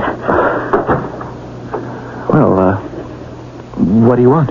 Clive, did you do it for me? Do what? Kill Sir Dabney. You think I killed him? You did it for us, didn't you? So we could be together. No. We must be very careful now how we proceed. You weren't very clever, you know. All the evidence points to you. I didn't kill Sir Dabney. They're going to arrest you tomorrow morning. What? I overheard one of the policemen in the radio room just now. He was talking to that Inspector Trees. Arrest me? You're sure? Don't worry about the lawyers. I'll see to it that you're provided with the best. But you must pull yourself together. You've gone this far. We have to see it through. Lady Dabney, you've got to believe me. I'm innocent. Just remember, they have nothing but circumstantial evidence against you. And in a murder trial, that's not enough. Especially with clever lawyers. I don't stand a chance. Will you trust me to look after you? Please. You can no longer deny your feelings for me now, can you? By killing Sir Dabney, you reveal the truth. I didn't kill him. It wasn't just for money, was it? It wasn't just to prevent him from discovering that you were robbing him. No, I never robbed him. I'll see to it that you have everything you want. After the trial is over, I'll keep you on as my personal secretary. The world will see it as a gesture of my confidence in your innocence. But you and I will know the truth, and we can be together forever. Don't you care that your husband is dead? Caring won't bring him back. Life is for the living, and that is us, Clive. It's you and I. Leave. What? Leave my cabin at once. You don't understand. I know what you did and why. You have paid me the boldest compliment a man can pay a woman, and I'm telling you, you have won me. I'm yours. I was in love with you from the moment I saw you. I'd have given anything for you to be free, but you're a monster. Now get out of here. You reject me? Well, then let them arrest you. Let them hang you. And when it comes time for your trial, if your own bumbling stupidity hasn't convicted you, my testimony will.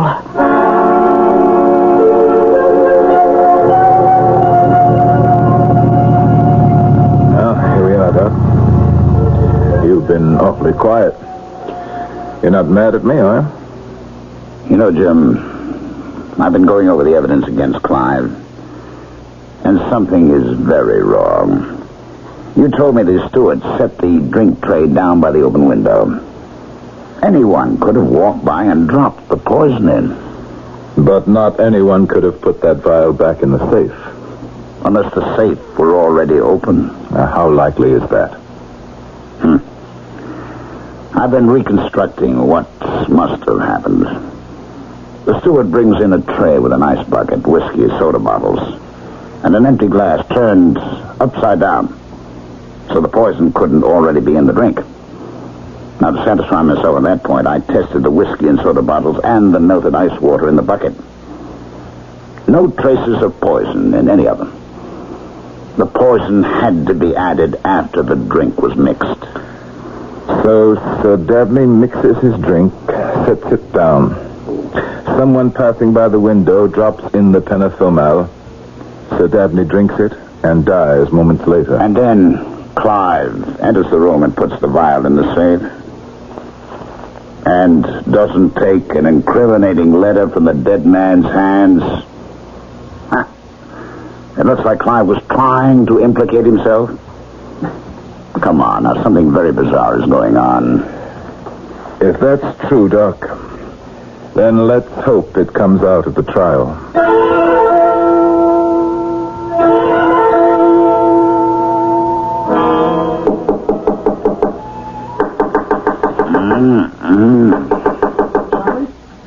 Charlie? Who's there? Hey, Clive. How did you get ashore? I swam. Let me in, will you? I'm freezing. Give me a hand. All right. Here. Put on my robe and dry your hair. You'll catch pneumonia. Thanks. I knew I could count on a fellow Darlow alumnus. Oh, what are you doing here? I found out that friend of yours intends to arrest me in the morning, so I thought I'd better stay one step ahead of the ceremony. Oh, Clive, this is an island, and not a very big one at that. How do you plan to escape? Your motorboat. A boat that size could get me to Saipan. From there, I'll make it my own way somehow. You can't do that. You'll be a fugitive. I don't have any choice. They'll think you're guilty for sure, then. What do they think right now? Now, Clive, it's not an airtight case. If you're innocent, it'll come out in court. Oh? Will it? Unless there's something we don't know. Is there, Clive? Yes. There's one thing you don't know, Charlie, and that's who the real murderer is. Do you know? No, but it isn't me. All right, I believe you. Well, then help me. I can't, Clive, not without becoming an accessory. The warrant hasn't been issued yet. But we both know it's going to be. I'm sorry, Clive. Charlie, I don't stand a chance. Lady Dabney will do whatever she has to get me convicted. How do you know that? She told me so. Why? Why would she want to convict you? Well, it doesn't matter. Is she in love with you? Nothing ever happened between us. But you rejected her, then? Yes. You think she killed him? I don't know. Is she trying to frame you? No, I don't want to talk about it. Are you in love with her? I was. Clive, if she is trying to frame you... Look, it's her word against mine, and all the evidence points to me. Okay, pal. Here are the keys to my boat. It's more than the marina, a mile down the beach. I'll get you some dry clothes. Charlie? Thanks. Forget it. What'll you tell the inspector? I'll think of something. You're helping an innocent man. You know that, don't you? I know that, Clive. Come in. Ah, good morning, Jim. Where is he? Where is who? Clive Chubb. Oh? Has something happened? You know, Doc, frankly, I'm surprised at you. Better that than bored. I spoke to the night watchman at the marina. He says a man fitting Clive's description showed up there at 3 this morning, jangling the keys to your boat. My keys? Oh, my goodness. My goodness, they're gone. Oh, and it gets worse, Doc. You're under arrest. Oh, come on, Jim. Just because I beat you in golf is no reason to pull rank. I'm serious. Word of Sir Dabney's murder has reached the outside world, and it's created quite a stir. He was a knight of the realm, one of England's leading financial men. His death is a matter of international consequence. I see. Well, if the whole world is watching, you'd certainly better do what you think best. But I have no idea how Clive got those keys. Let's go. Come in. Excuse me. Captain, good morning. Well, I was told I'd find the inspector here. I'm here, Captain. What is it? Oh, seeing as how Mr. Chubb has escaped, Lady Dabney sent me ashore to get your permission to sail on to Singapore. Okay. I suppose there's no reason to keep you. Oh, I got the papers of detention here.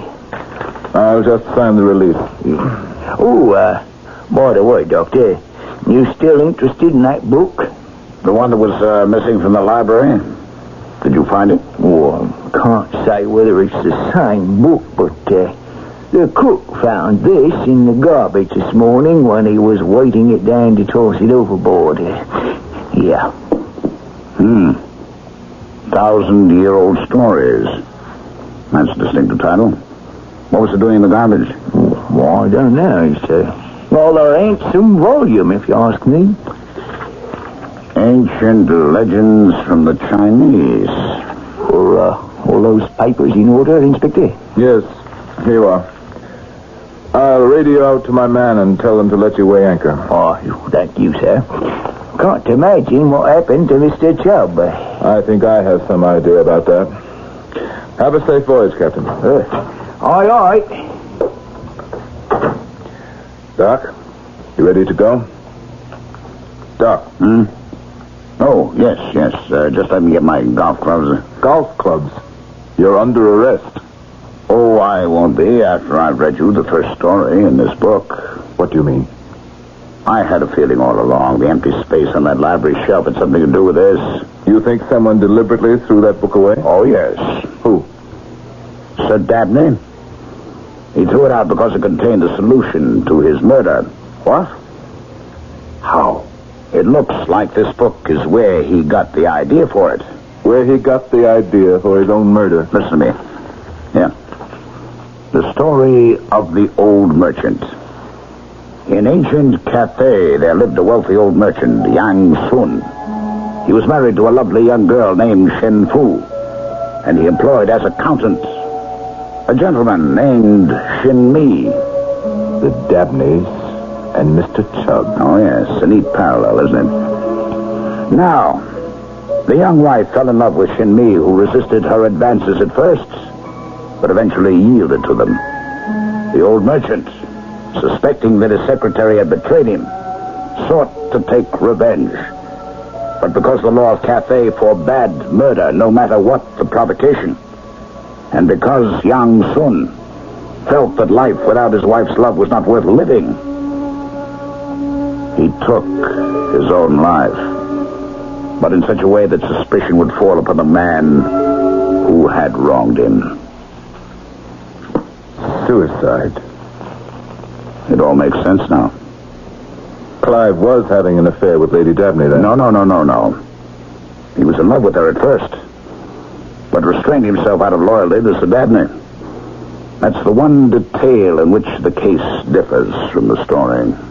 That's too bad. So the old man killed himself for nothing. I don't know. The fact is, Lady Dabney was enamored of Clive. So, your friend is innocent? Yes. And will you now be so kind as to tell me where we can find him? I don't know any more than you do, Jim. But if he did take my boat, and I were he, I imagine I'd head straight across the channel to Saipan. A rose by any other name would smell as sweet, but murder by any other name can make a big difference in the success of an investigation. In fact, as we have just seen, to persist in calling a suicide murder could mean the difference between life and death. Fortunately, the error in labeling was discovered in time, and an innocent man's life was saved. I shall return shortly.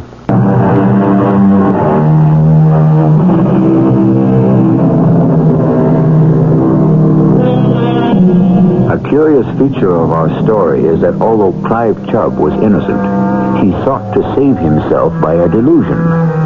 Time and desire had blotted from his mind the fact that he had never graduated from the Darlow Academy.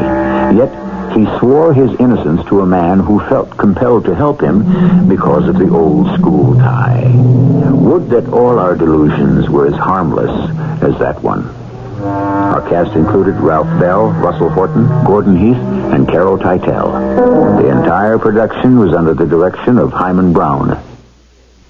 This is E.G. Marshall inviting you to return to our Mystery Theater for another adventure in the macabre. Until next time, pleasant dreams.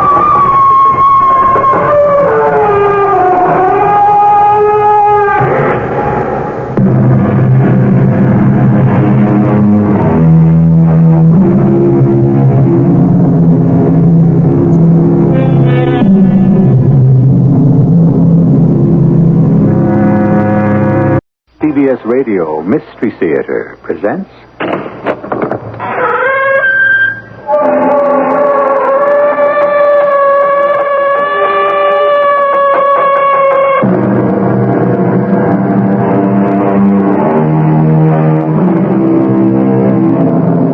Come in. Welcome. I'm E.G. Marshall. This is a tale that takes its inspiration from the 18th century poet Alexander Pope, who said, "Poetic justice, with her lifted scale, wherein truth with gold she weighs." Poetic justice, because the weapon a man of no conscience feared might unmask him, became in a strange way the instrument to bring him the sordid commodity he dealt in, death. Keep shooting. I can't, Diane. I'm out of film. What did you expect me to get? The killer. What? There was one, Bob. The man who fell didn't fall. He was pushed. And by sheer chance, you may have gotten a picture of the murderer.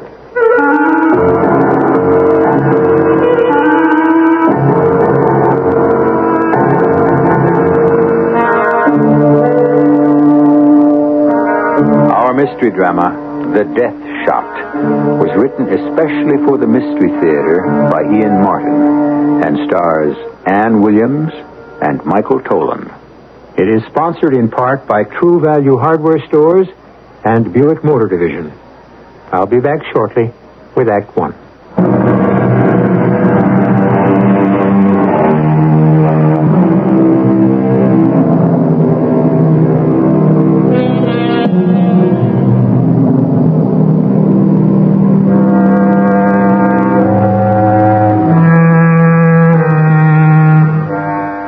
In the spring of 1967, Greece was torn apart by political strife.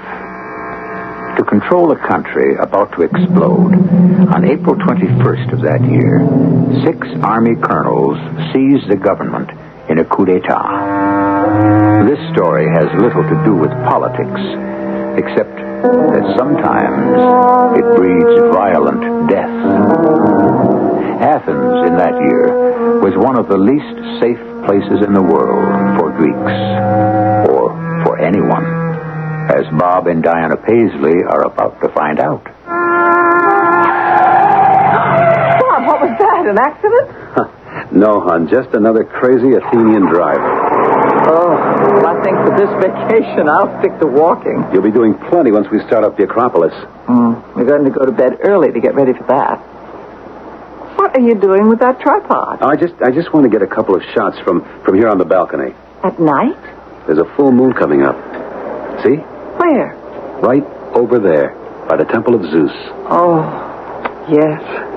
It's lovely. What a beautiful city it is, old and new. You can say that again. I will. And something else. I love you. You can say that again and again. What are you planning to shoot? Now, well, turn your head the other way. That. The Acropolis? Yeah. Its rear end, anyway. Well, it's lovely by moonlight. I never thought the Acropolis looked like that. I mean, I just thought it was the Parthenon with all those columns, you know? Well, it is, plus other buildings. But what it really was a fortress. You can see that now, looking at it from here. It's amazing. 2,500 years ago. How could they build a thing like that? The world's greatest democracy. But that only worked for the free men. The rest were slaves. You get enough ants, you can move a mountain. Well, it is a mountain. Yep, part of it. The rest men built. Must be 10, 20 stories up to the top. Ooh, I'd hate to fall off. Quite a few people have. Now, hand me the camera, will you? Sure. Who? Who what? Who fell off? Oh, well, Aegeus, for one. Who he? He was Theseus' father, a king, and a ship was coming back to Athens with black sails, and he thought that meant his son was dead. He committed suicide? They say. Yeah, Diana, baby, it's like the Empire State or the World Trade Center or whatever. Kooks are attracted to them. Well, I hope no one falls off tonight. Oh, fat chance. It's closed by now. Nobody up there. Well, I can see people up there. Where?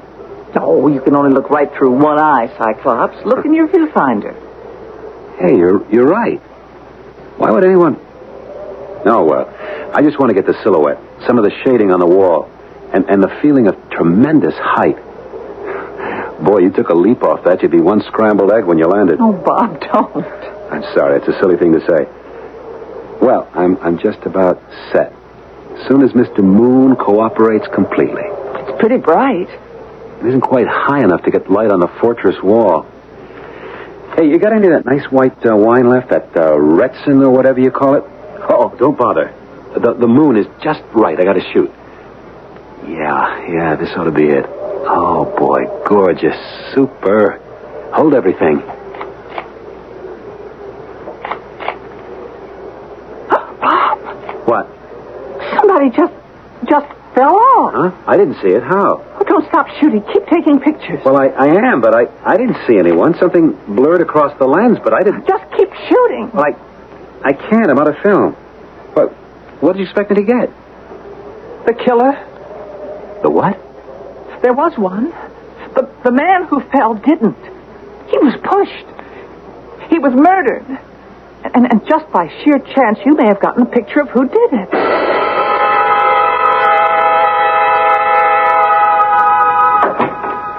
Bob? Yes, Di. Where'd you go? I woke up and I was all alone. I didn't want to disturb you, funny face. You were sleeping so nice and easy.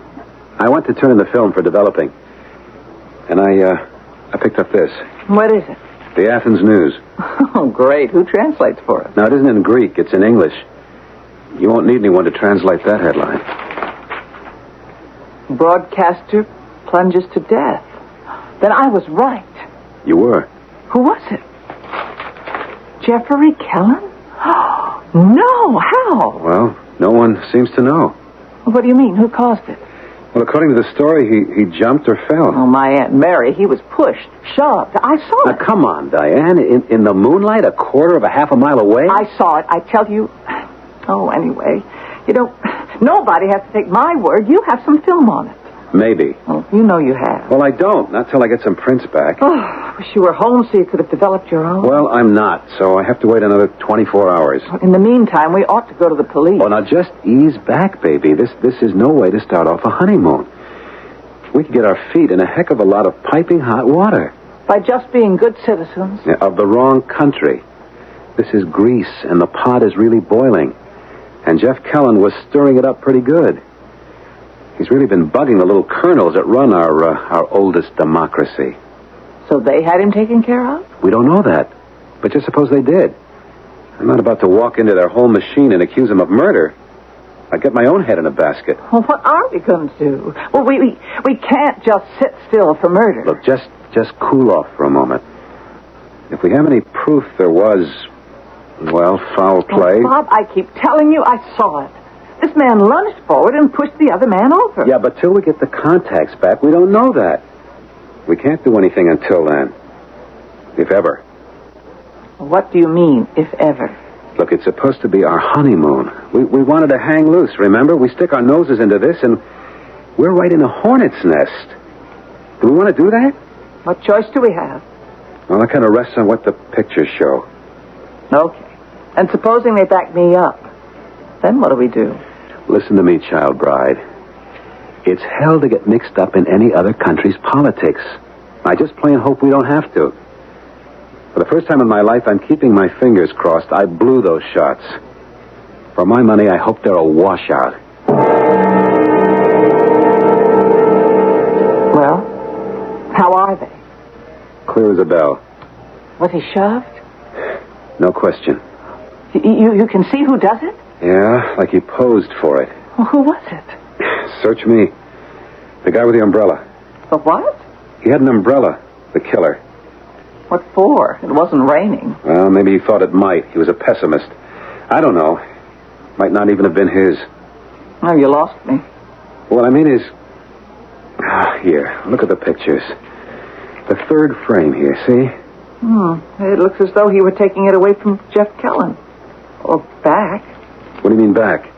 Look, in your first shot, doesn't it look as if you were handing it to Kellen? And then in the next, he starts to push him, and the other three, he's taking it away. Maybe. We'll be able to see more clearly in the blow-ups. Well, when do we get those? Rush job special. Tomorrow morning. Then what?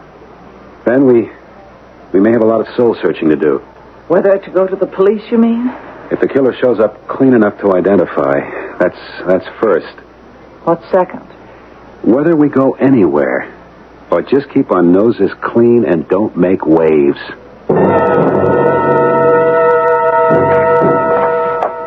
Well, there he is.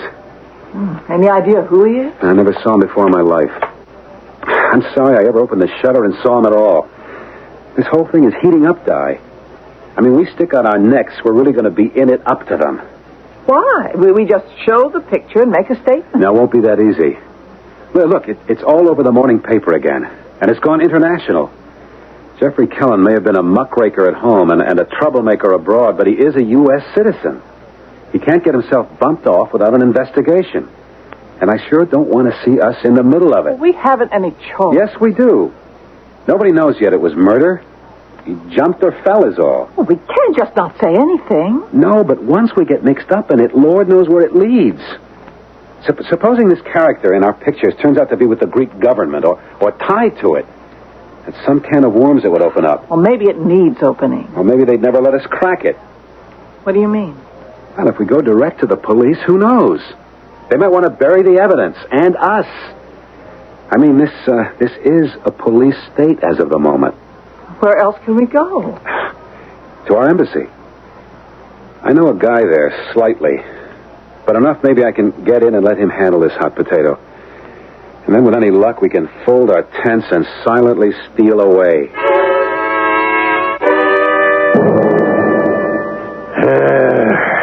You had to take these pictures, I suppose?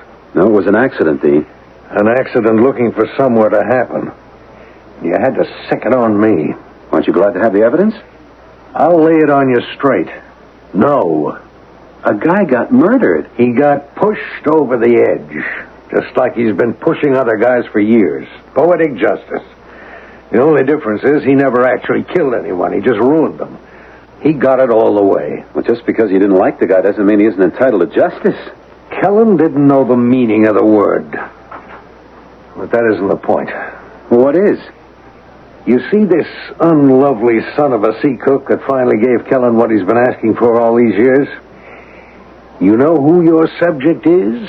No. Well, there are the colonels. That's first government echelon. And then there's Major Constantine Malice. Some people, including our Secret Service and G2, think maybe he runs the government. You mean that's Malice in the picture? That's our boy. Between you and me, Bob, you've created what is usually referred to as an international incident. If these pictures are ever published. You mean you want to suppress them? You have the negatives with you? No, they're back at the hotel. Can I send and pick them up? I guess. My wife's there, but I don't understand. Hold everything just a moment. What's your hotel? Stand by, Jones. The Ava. On Lysocrates orders? Yeah, right. Jones, send a messenger into the Ava Hotel, Lysocrates. Yeah, you know where it is. Right up from the top. That's right, up Olympus. Contact Mrs. Paisley. Yeah. She'll give you something in an envelope. Top secret. Rush. You know the hotel number? Yes. All right. Call your wife to expect the messenger and turn over those negatives. Okay. But why do you need them? Because you want to enjoy your honeymoon, don't you? Sure. So great. This is out of your hands from now on. Why don't you make your call from here? My secretary will get your line. I'm due for an important outside appointment as of right before now.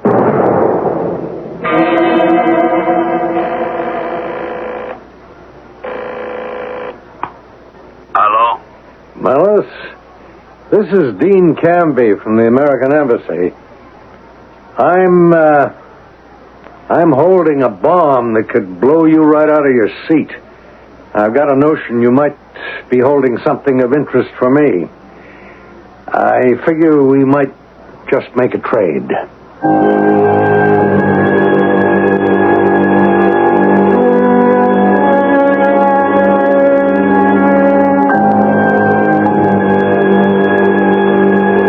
Well, there you have the ingredients of a good spy drama. The innocents, embroiled in happenings outside their knowledge, but drawn into the web and threatened by their accidental knowledge. A country in transit between governments. The willful destruction of one man's life by another. For what reason? We'll know more about all of this when I return with Act 2.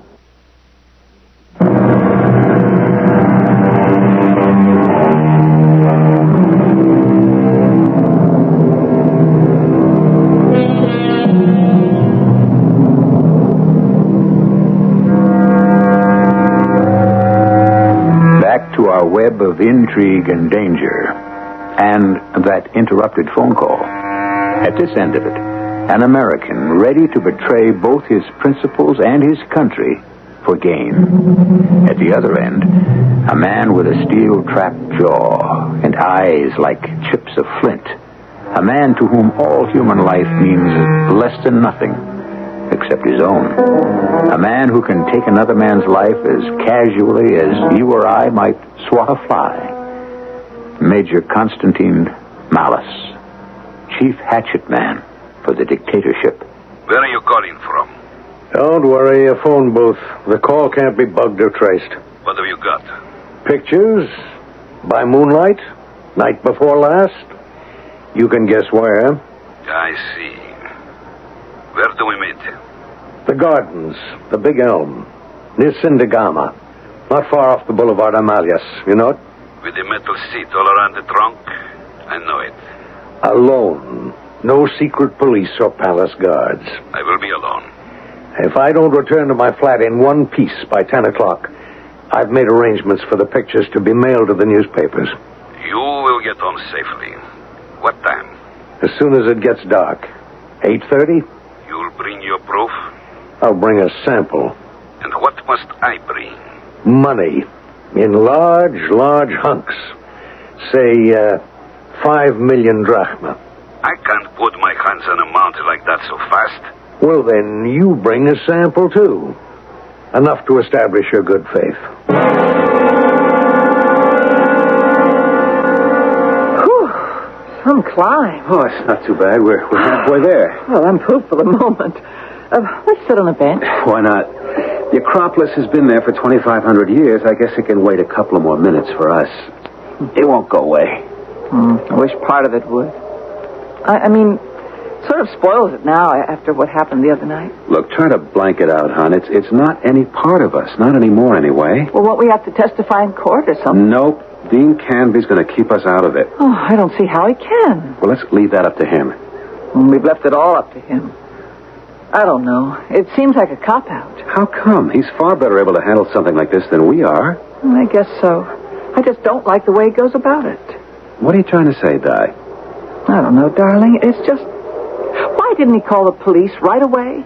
What's he waiting for? Well, you know what he said, that this had to be handled carefully. It might create an international incident. No, I don't dig that. I mean, why? This wasn't a political assassination. It was just plain criminal homicide. No, not quite. This Mollis is supposed to be some big mucky-muck in the government. And apparently must have had reason to believe that Jeffrey Kellen had some dirt on him and was about to blow the whistle. So Kellen asks Major Mollis, or whatever his name is, to meet him by moonlight on the Acropolis to tell him he is? Well, maybe Mollis followed him there. Maybe. Also, maybe Kellen was trying a little extortion or something. Blackmail? Sure. What are you, Agatha Christie or something? You got little gray cells like Hercule Poirot? What I have, Bob, is little gray goosebumps that nudge me. Something smells fishy. Oh, brother, women's intuition, huh? Oh, a lot of my hunches turn out right. Like taking a chance on you. Well, thanks a bunch. So you figured I was a gamble, huh? I was only kidding about that. But not about the other. How well do you know Dean Canby? Well, I was one of the press photographers that met his plane when he flew back a couple of years ago with a special report on Cyprus. While he was back in the States, he dated a girl I knew, and I ran into him a couple of times. He seemed a good enough Joe. We hung around a bit. Quail shooting? I hadn't met you yet. No, we were both hanging loose that way. He was a big spender. So you hiked along for the ride? Come on, Di. He was on an expense account, and I got a chance to see how the other half lived. So you don't really know him well at all? No. Mm-hmm. Now what are you dreaming up? He's part of some plot to overthrow the world? Oh, I'm just riding my hunch. I don't like it, Bob. You don't like what? You know these political types, they all hang together so they won't... So they won't what? So they won't hang. Look, now why did you want the negatives of the pictures you took? I don't know, and I don't much care. You did turn them over to the guy who sent for them. Yes. And no. I held out one for insurance. Insurance against what? Oh, I don't know. Somehow I just don't trust him.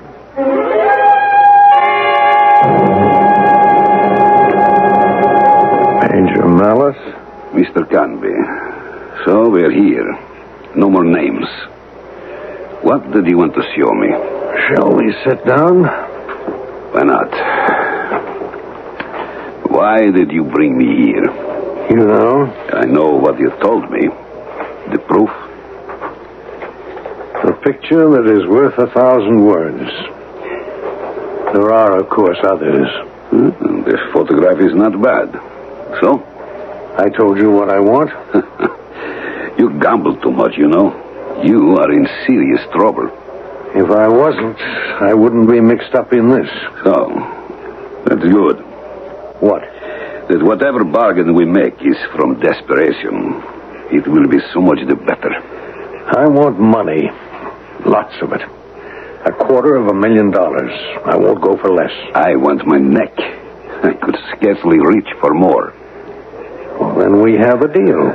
I wish I could say so. The money I don't have.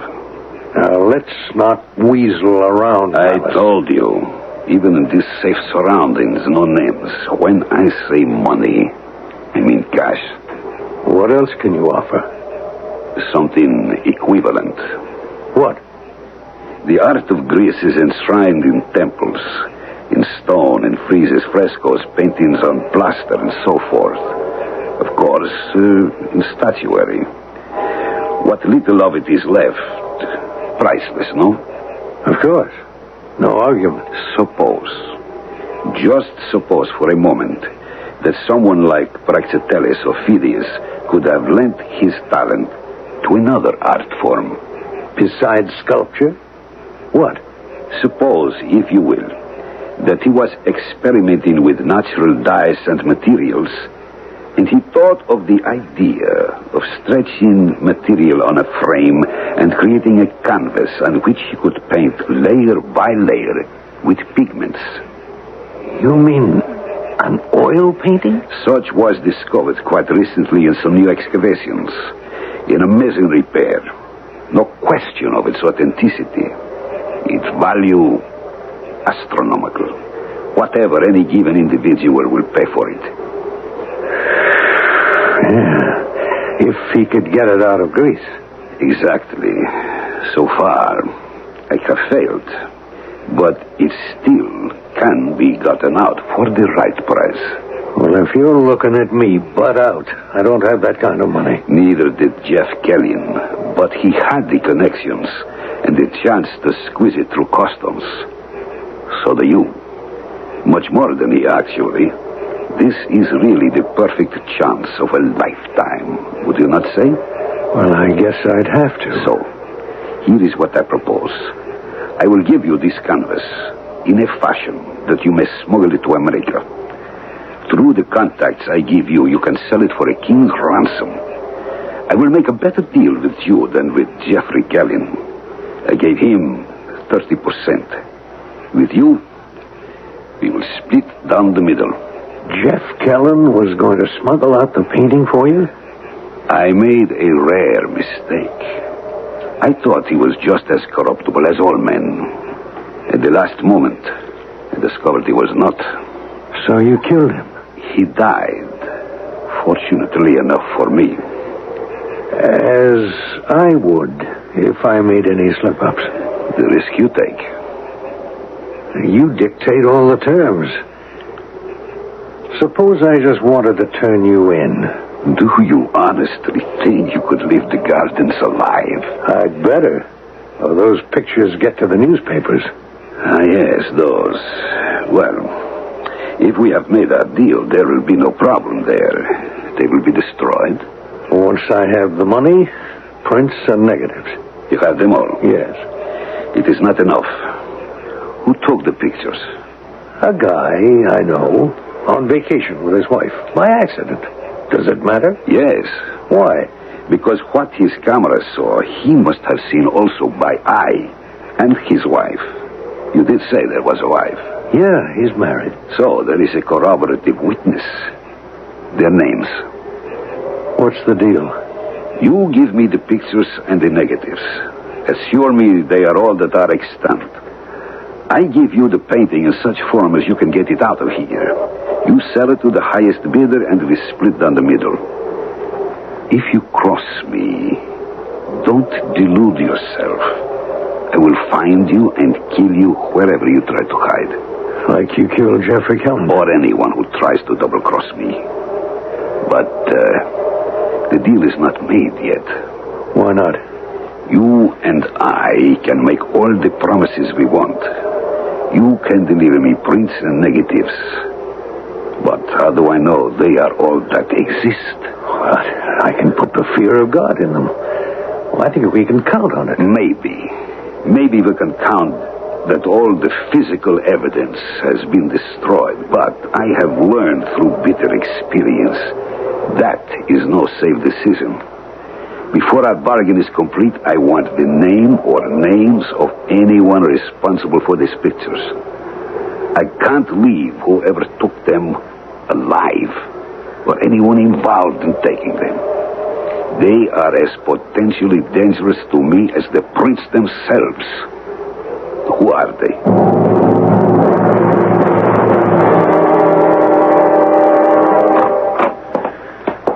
Oh, what a glorious day. Oh, it's really living. Huh. 2,500 years ago, those people made all that beauty, life worthwhile. That's what kept us going. And will. Oh, yes. I'm dead tired, racked. But, I never felt so wildly alive in my life.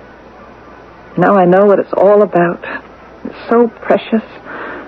I don't want ever to let a second of it go. Right on. We got it made, honey. No one, nothing is going to stop us now.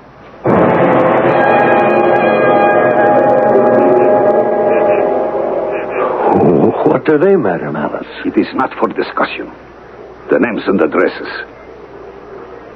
Mr. and Mrs. Robert Paisley. Ava Hotel, Odos Liscuratus. What are you going to do with them?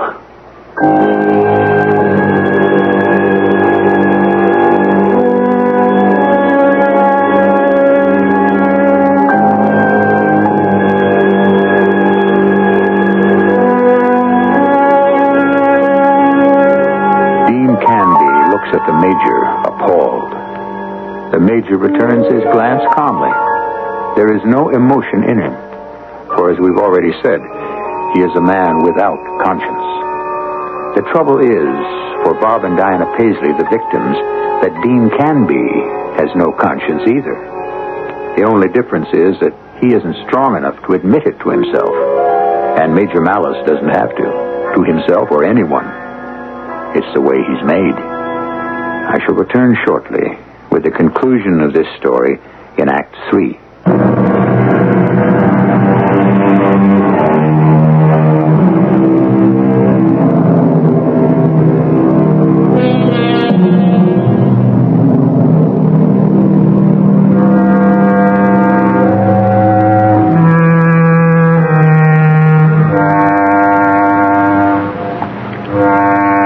The two men still gaze at each other, glances locked, as we left them. But Dean Canby, a weak man, cannot long sustain the steady, baleful look of Major Malice's flat obsidian eyes. His look falters and drops, his eyes swimming from side to side, nervously, afraid of the words which have just been said. There are other ways it can be managed. How? I can go to them, to the Paisleys, have them give me the whole roll of film. Then you can be sure. Mr. Canby, I'm sure of nothing. Yet. First, we must arrange our affairs. What is the English term? A swap, no? A trade is what we say in America. Very well, a trade. The pictures, the negatives, all of them, for me. And for me? The painting. My priceless canvas. How do you expect me to smuggle it out of Greece? You have diplomatic immunity, no? Maybe as far as my country is concerned, not yours. So your baggage and effects will be searched. The canvas will not be found. Why not? How was Kellen going to get it out? As you will. In that most innocuous and yet natural I like to pick the exact word, appurtenances for any traveler to be carrying at this time of year. This. An umbrella? Such a convenient way of providing for a rainy day. The canvas would be wrapped inside that. Remember, this is not a canvas as we know it. A far lighter woven material which rolls unnoticed into a tightly wrapped umbrella. But we must make haste. The theft of the art treasure cannot remain hidden for long. It must be gotten out of the country. When? As soon as you bring me my treasures. Well, I can have them for you tonight. Good, but not here. Too much opportunity for third parties to conceal themselves. All right. Where? Some neutral territory where both are safe. Of course. Why not the Acropolis at, say, 10 o'clock? The Acropolis? There will be a moon again, and I will bring a viewer for the film. Where on the Acropolis? At the west end, on the battlements. That's where... Kellen met his death. Quite right. But then, he was planning to double-cross me. Surely, you have no such thought in mind? Wow. I thought I'd never get that bag closed. Can't we ever come home someday with less than we left with instead of more? We got a lot more than we bargained for this time. Look, come on, honey. Let's grab a good night's sleep. We have a plane at the crack of dawn. I know. I don't feel sleepy right now. Di, if you're going to start it again, it's really... Oh, no, darling. That's all forgotten. I'm just looking at the moon outside, being sorry we had such a short honeymoon. Oh, darling, none of that. Our whole life is all... What? The honeymoon. Oh, You're kind of a nice guy, you know it? Just the way you got me going. Let's go out on our balcony for a last look. Right. Oh, the moon's coming up. Oh, look at it shine on the Acropolis. Must be beautiful up there now. Yeah, I can just see it. Oh, boy, what pictures I could get. Honey, Yeah? want to live crazy? There's another way? Not for us. Let's go up there. So beautiful. I'd like one last look. What? The Acropolis? Where else? That's really far out after all that's happened. Well, look, it can't happen twice. That's for sure, I guess. It should be the safest place in Athens. And a photographer's heaven. Yeah. Let me just grab the big strobe light and let's go.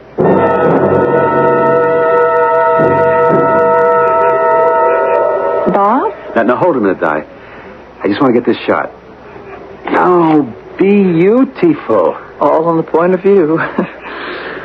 Oh, all this moonlight, you had to lug along the shoulder sling and the strobe. No, I can't ask a bunch of statues to move out and let the building they're holding up fall down so I can get the right light on them, can I?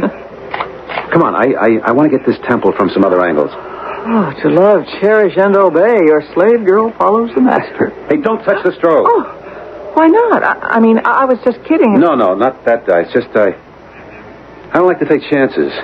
Chances on what? Well, just the strobe light. You no idea what a lethal electrical charge that little unit can build up. You mean that something you use every day for work is so dangerous? No, under ordinary circumstances, no, but every photographer knows a strobe light is nothing to get careless with. I don't get it. How could... Oh, Diana, it's 1,000,000 to 1, but well, if the case were broken and the lamp and you happen to get your hands in the wrong place, well, forget it. It was just a reflex reaction. Well, I'd just like to understand what you were afraid of. Well, it's a crazy outside chance, but it has happened. You take a guy trying to fix a strobe. He opens the case, the lamp is broken, and just by fate, he gets both hands on the contacts. Bam, a wipeout. He can get electrocuted? Well, like I say, it can happen. Well, then I don't want you touching it. Honey, I know what I'm doing, I should hope. Come on, let's go. I want to get some shots from the other side in the full moon. Wait. What is it, dear? That's funny. It looks like Dean Canby. Where? Just passing by the Parthenon on the other side. I think he was heading for the... Heading for what? Where? No, forget it, Di. I must have been mistaken. Heading for where, Bob? The West End there, the battlements, you know, the part our balcony overlooks. Where that man, Jeff Kellen, was pushed over? Yeah. Well, it's hard to see. I must have made a mistake. Still, it's a strange coincidence if he was going there. Oh, no. What is it, Di? I just have a terrible hunch that something... It's just too much of a coincidence. We'd better go see. No, Di, no. I just have to see. No, we better leave well enough alone.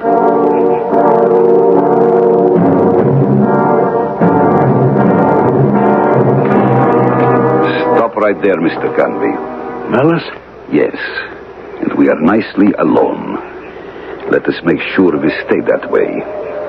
Come along here, at the parapet. This will do fine. We are too much in the public eye. Over there by the shadows would be better. Really? What are you afraid of? I'd like to leave here the same way I came in. Not like Jeff Kelly in one swift plunge, eh? Don't be a fool. First of all, I never press my luck. Secondly, I need you, don't I? Yeah, I suppose you're right. Of course I am. Don't be a child. I promise you will leave by the same gate you entered. But I hope you have brought some material for me to examine. And I prefer not to have an audience. Shall we go in the shadows? You brought the material for me? You see my umbrella? Okay. Let's go over by the parapet. Bob? He went up the stairs to the edge of the fortress, just like you guessed. What do you mean, he? Your friend from the embassy, Mr. Canby. I told you I must have been mistaken. No, I don't think you were. Well, how could you know? You never seen Dean. No. I've seen the man he's meeting now. So have you. Can't you see that's the man who killed the reporter? Well, how could you possibly tell at this distance? By the umbrella. Oh, for heaven's sake, Di. Look, I don't blame you for being jumpy, but honey, you're all wrong. Could we just take a walk over that way? Like just in case. And what if anything was going on? What could I do? I tell you what you could do. You could point your camera at them and take a flash picture if anything looked wrong. You could just take a picture on general principles, like you were what you are, a tourist. And then we'd know for sure, no monkey shines. I ought to have my head examined. You do talk me into things. Okay, let's stroll that way real casual. What do we got to lose? Except maybe everything.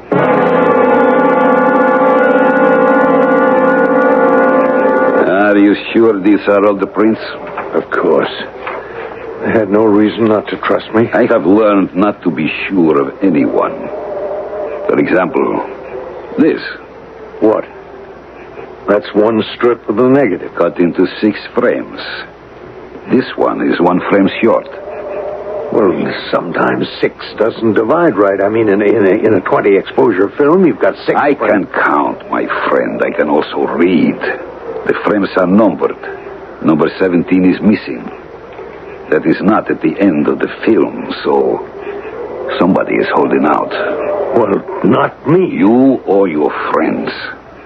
I told you they would have to be eliminated. That can come later, no problem. In the meantime, there is you. What security can I have that you are not holding out? I am afraid you must go also. Don't you come near me. You're not pushing me over like Jeff Kelly. No, my dear friend, nothing so crude. But don't move. That's a gun. With a very efficient silencer, if I have to use it. But I don't think that will be necessary. I think you will live quietly with me until I can turn you over to the police. The police? What for? Shall we say, stealing art treasures and attempting to smuggle them from the country? I shall have to say, of course, that this is your umbrella. Why, no one will believe you. In Greece, my word against yours? The games men play. We take our chances. No. I'm not going to let you. You fool. Shoot him, Bob. Quick, shoot him. What? Don't shoot. It was just a flash photo. Damn all of you and your... Are you all right, Bob? It's okay. He just hit the strobe light. Give me that camera. In a pig's eye, brother. He's going to shoot again. I'll sandbag that killer. What happened, Bob? Holy mackerel. I told you strobe was nothing to fool around with. His shot busted the case and the lamp. When I hit out at him, he must have grabbed with both hands and... And what? He electrocuted himself. I guess that's the first shootout a man ever won without having a gun.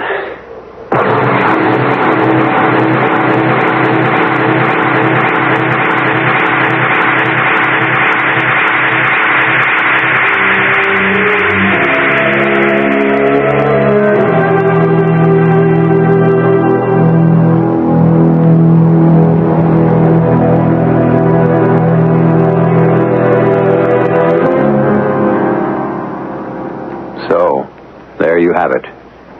It happened because you heard it here. Dean Canby never regained consciousness. And who can be too sorry for a man of no principle? Diana and Bob Paisley had a rather extended honeymoon, if that's the name for it, until they were cleared and could go home. And a man named Malice died as he lived. Violently. And I think we can all agree, deservedly.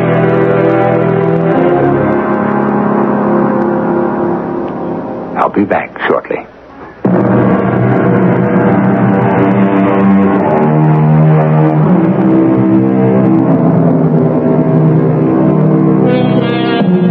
It's an unfortunate idiom we use about the camera, borrowing from the image of the aimed gun and saying when we snap the shutter that we pull the trigger and shoot. Who could ever imagine that this gentle instrument could ever serve to deal out death? 1,000,000,000 to 1 chance. But how fortunate that luck was in the right corner. And how interesting that malice died from the thing he most feared, the eye of truth. Poetic justice, indeed. Our cast included Ann Williams, Michael Tolan, Court Benson, and Jackson Beck. The entire production was under the direction of Hyman Brown. This is E.G. Marshall inviting you to return to our Mystery Theater for another adventure in the macabre. Until next time, pleasant dreams.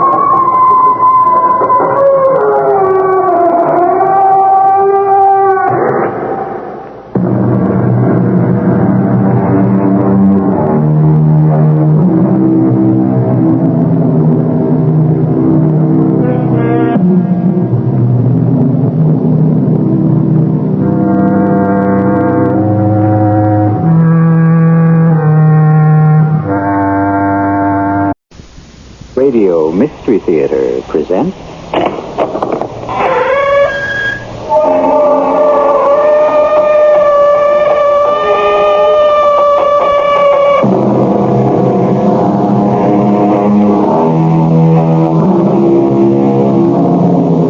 Come in. Welcome. I'm E.G. Marshall. They say the grass is always greener in your neighbor's yard. If that's what they say, then they're saying it wrong. The accurate quote is, the grass always looks greener, which is a different story, no? The basic truth is that on closer examination, it's the same grass, the same weeds, the same burrs, the same nettles, and the same rule that applies to your neighbor's grass also holds true for his house, his job, and even his wife. But what can I do for you? Make me young again. Make you young? But I am not a medicine man. I am a doctor. Take 25 years off my life. It can't be done. I have $20 million. That is still beside the point. Now look, I should be able to get something for my money.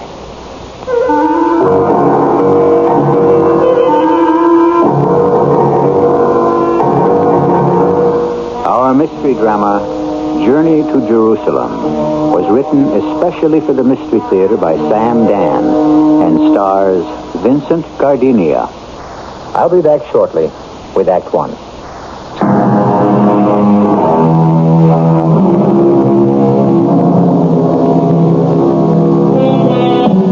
Can you find it in your heart to feel sorry for a man who has $10 million? Or is it 15 or 20? Well, what does it matter? It's that first million that melts the ice. From there on up, it's smooth sailing. Elwood Joris is our unhappy millionaire. Elwood is in his 50s, and all the privileges and prerogatives of wealth are at his command, and yet he is unhappy. How simple it would be to feel impatience for Elwood Joris, but how unkind. Let us listen to Elwood himself on the subject in his psychiatrist's office. People refuse to believe me. Do you believe me, Doctor? I believe you, Mr. Joris. People don't take me seriously. They see me as a comic figure. I don't see you as a comic figure. Do you see me as a tragic figure? I have yet to make a diagnosis. But isn't it obvious? I am a tragic figure. Mr. Joris, why do you see yourself as a tragic figure? Because I'm a member of a minority group. Really? Yes. And like all minorities, there are people who hate us and fear us. And what minority group is this? I'm a member of the rich. The rich? Yes. Is there any group more misunderstood than the rich? Even your prejudice. I can tell. By your attitude. That tone in your voice. I know what you're thinking. Do you? Oh, don't give me that do you. I didn't come here to be patronized. Who do you think you're talking to? I'm Elwood Joris, the sole owner of the Joris Corporation. What are you, anyhow? You sit there and make $50 an hour and laugh up your sleeve? You miserable quack. Do you feel better? What do you mean, do I feel better? Do you need these outbursts to relieve the tension? I've been cheated. Cheated? How?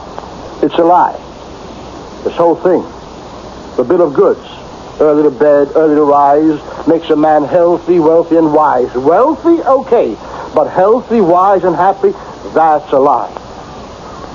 I'm not happy. And what do you think you need to make you happy? I don't have a family. Do you want one? Yes. Well, you're still a relatively young man. It isn't too late to marry. It is. How can you say that? Millions of women would be eager to marry Elwood Joris. Sure. Millions of women would be eager to marry Elwood Joris, the millionaire. But who would want to marry me? But you are Elwood Joris. Would anyone want to marry me if I didn't have a dime? I should have the most beautiful woman in the world. All the smartest. All the most talented. I could have movie stars, society girls, anybody. I agree. And with such a selection available. But I would never know if the girl wanted me or my money. I have no friends either. I never had any friends. I find that hard to believe. Why? You know as well as I do, maybe better, that the one thing you have to be able to give a friend is time. I never had time for anything or anybody. I had to work. All the time? Yes. You see, Doctor, most people were born. I wasn't. You weren't born? No. I was found. Big difference. The average person's got a mother, father. Surely you did too. If you never knew who they were, then they don't exist. Do they? If they never raised you, never gave you anything, never protected you, then you never had them. Right? Continue. I was found on the steps of a police station. A day-old baby wrapped in a blanket. My name is Elwood Joris. You know why? Because the police station was on the corner of Elwood Avenue and Joris Place. You must admit, you've come a long way. The orphanages and the foster homes, they begrudged me every bite of food, every stitch of clothes. You had a hard life, but you did overcome. I never wanted to be cold or hungry again. So I worked day and night. I worked when other people slept or rested or having a good time. You had enough money, why don't you stop? I don't know how to talk to people. Oh, I can in the office. I know how to order people. I'm a fireball. But talk? I can't talk. Why not? Because I don't have anything to talk about. I mean, I can tell you about filters. All kinds of filters. But, Mr. Joris, there are things that just come naturally. The only thing that comes natural to me are filters. Books? I never read any. I never had time. Sports? I was never interested. If your money makes you so miserable, why don't you get rid of it? Then I'd be poor and miserable. Doctor, I don't know what I expected from you, but it doesn't look as if you're going to help me. Nobody can. Melancholia. I looked it up. And that's one of the things it's called. It's something that just gets to you. And it gets to a lot of people. Maybe that's what the music they call the blues is all about. I wouldn't know. Melancholia. A kind of sadness. More than sadness. Regret. And then something happened. Just out of nowhere. Yes? Joris, a lady wants to see you. Who is she? Madame Darazoom. Does she have an appointment? Oh, no, sir. Then I can't see her. She says you must see her. What's it about? Just a moment, sir. I'll ask her. Miss Haskins. Miss Haskins, are you there? Mr. Joris, she says it's about justice. What kind of nonsense is this? Well, sir, she says... Never mind what she says. Listen to what I say. I was under the impression that I had a private secretary who knew how to protect me against kooks and cranks. But if I don't... I'm sorry, Mr. Joris, but she got into the building somehow. Have one of the guards throw her out. And let that be the end of her.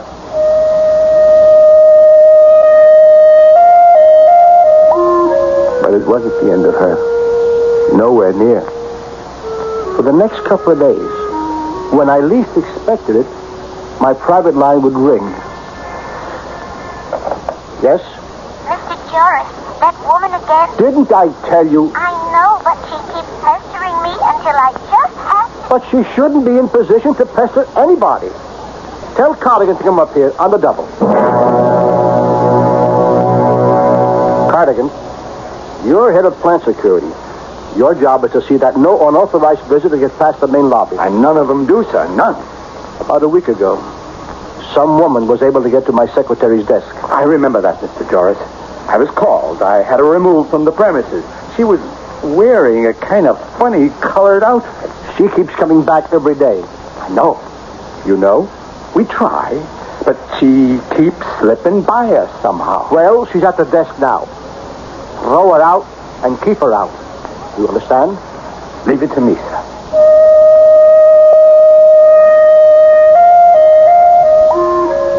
I thought that was the end of it, because for the next few days she didn't show up. But then, at the beginning of the week, it was just after lunch, my secretary, Miss Haskin, came into my office. Now, before I tell you what Miss Haskin said, I better tell you what Miss Haskin is. She's about 40 but looks 60. Okay, maybe 50. She wears glasses, long-sleeved, high-neck dresses, and never speaks unless she's spoken to. Business is very serious and very sober.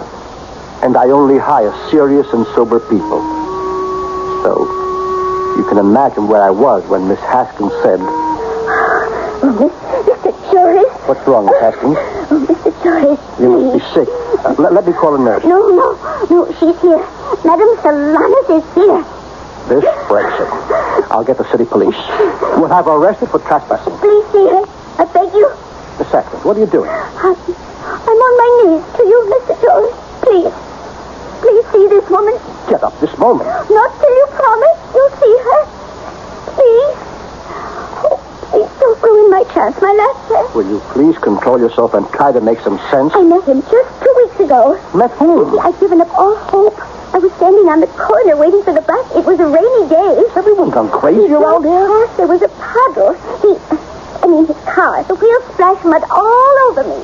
And he stopped, got out, and insisted on paying for cleaning. What has all this got to do with the woman outside? Gentlemen, I know he will ask me. Now, will you sit down, and I'll get a doctor. Oh, please see her, just for my sake. In 20 years, I've never asked a favor. You've got to explain to me why. She looked at me, Madame Solanas.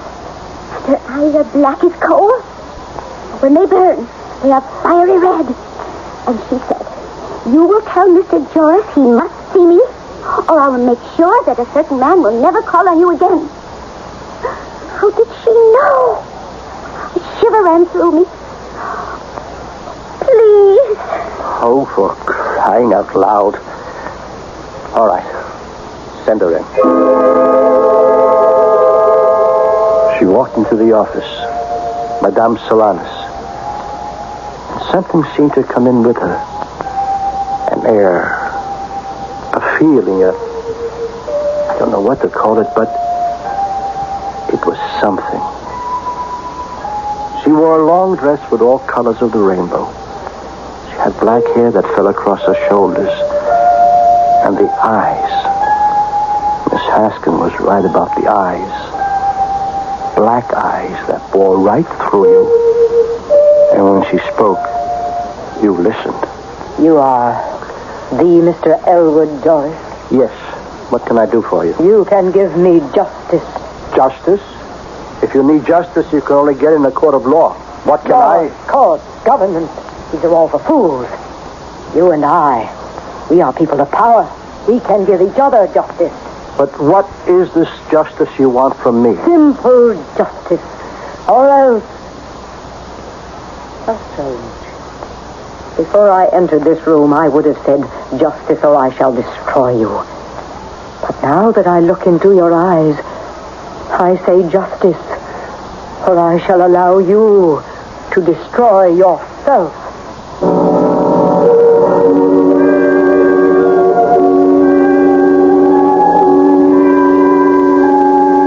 You sit there. You've been minding your own business, such as it is, when a weird-looking, weird-sounding woman says, "Give me justice, or I shall let you destroy yourself." Should you call the police and have her thrown out? But you've been doing that for the past week, and somehow she always comes back. I shall also come back with Act 2.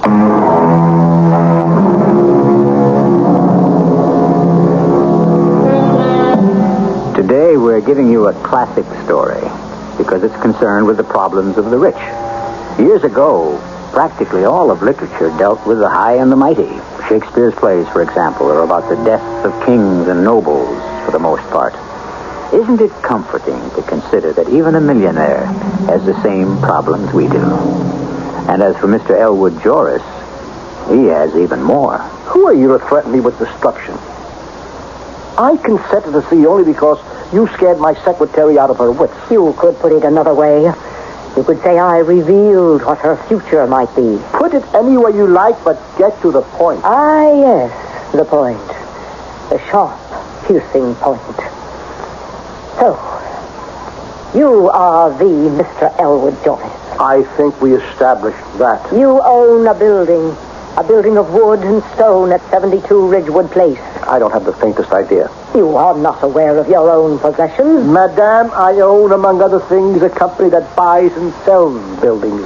I have no idea where those buildings are. You are unaware that this building is 6 stories high, that the roof leaks, the hallways are not cleaned, there is never hot water. I don't wish to sound harsh, Madame, but I make no profit from these buildings. I'm stuck with them, and if you don't like it, you can move. I have no wish to move. Then what? I like the building. It's decrepit, almost deserted. It's just the type of place I require. For what? For my business. What business are you in? I am a sister to all mankind. What does that mean? It means whatever you like. You still haven't told me what I have been asked to leave your building. You have in your employ a person named Swenson. I don't know. Perhaps the name is Jensen, a woman. She said I must go. I refused. Just a minute. Miss Haskins? Yes, sir? A woman named Jensen or Swenson. Who is she? I don't know, Mr. Joris. Well, find out and call me back. Now, what is this about you being a sister to all mankind? Why does this confuse you? It wouldn't confuse me if you told me what it means. Are you a brother to all mankind, Mr. Joris? In the sense that all men are brothers? I suppose you could say that. Do you feel this brotherhood? Feel it? Or do you think about it? No. Madam, I'm a very busy man, so if... Busy doing what, may I ask? Look here. Yes? And Ingrid Benson manages your City Holding Corporation. Thank you, Miss Haskins. Miss Benson. Oh, yes. Why did she want to evict you? What? Have you put out of the building? Well, why don't you ask her? Miss Haskins, get me Ingrid Benson. She will not be at her office. Where is she? In the hospital. Never mind. The hospital? Yes. Nothing serious. A sprained ankle, I believe. I warned her she would be punished, but I didn't think it necessary to be too severe. What did you do? What did she do? I noticed you never ask one question at a time. What did I do? I caused her to relax her vigilance while driving her car. A very minor accident. What did she do? She ordered me to leave your building.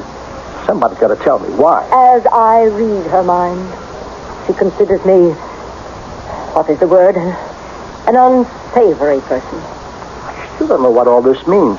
How do you make a living? I am sustained by the gratitude of my brothers and sisters. What does that mean? Why do you seem to have such difficulty in understanding? I don't believe it. Here I am in the middle of a busy day with a million problems and this weird, absolutely crazy. I mean, do you know what I did? I went to the hospital. I actually took a cab to the hospital. And I walked into Miss Jensen or Benson or whatever her name is, room. And I got the shock of my life. The woman was terrified. I don't want to talk about her.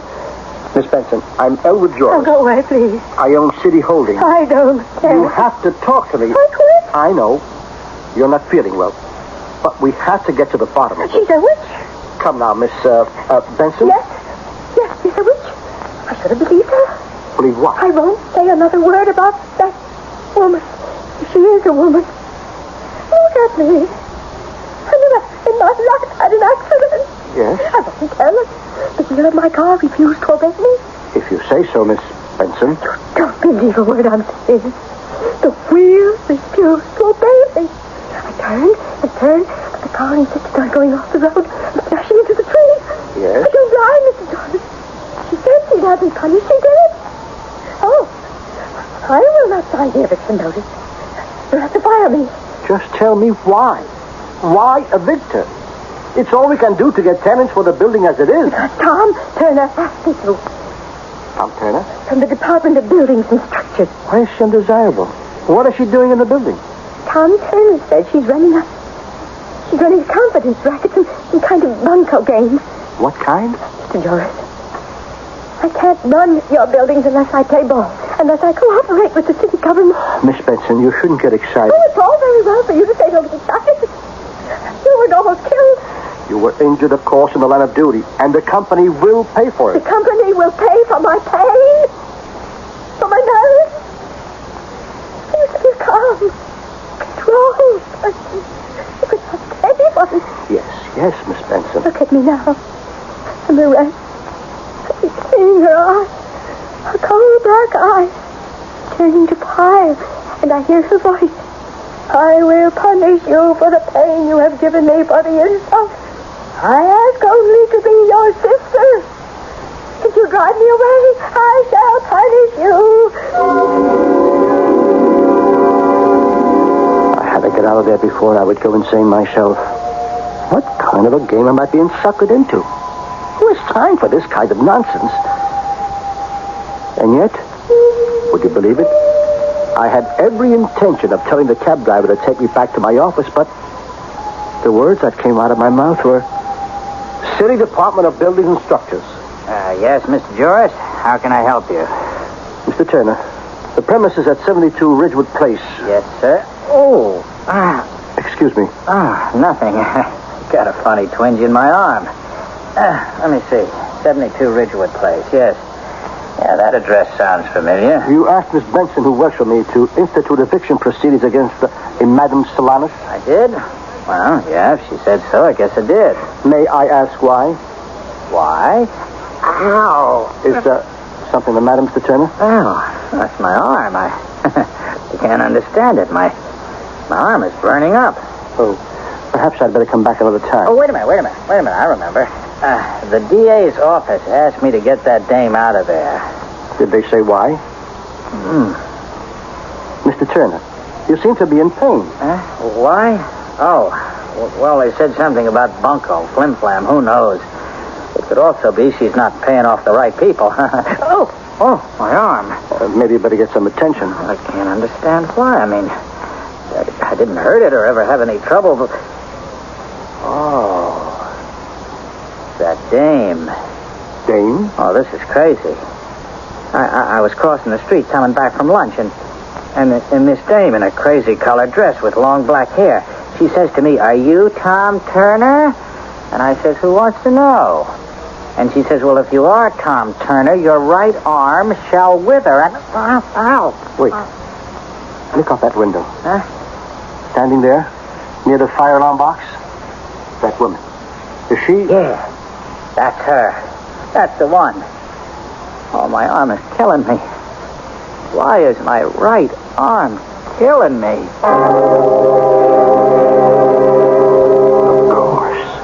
It was Madame Solanas. And she was looking up at the window. Her eye caught mine and she winked. I ran downstairs. What's happening here? What did you do to him? What did you say to him? The last question first. What did I say to him? I said, your right arm shall wither. Why?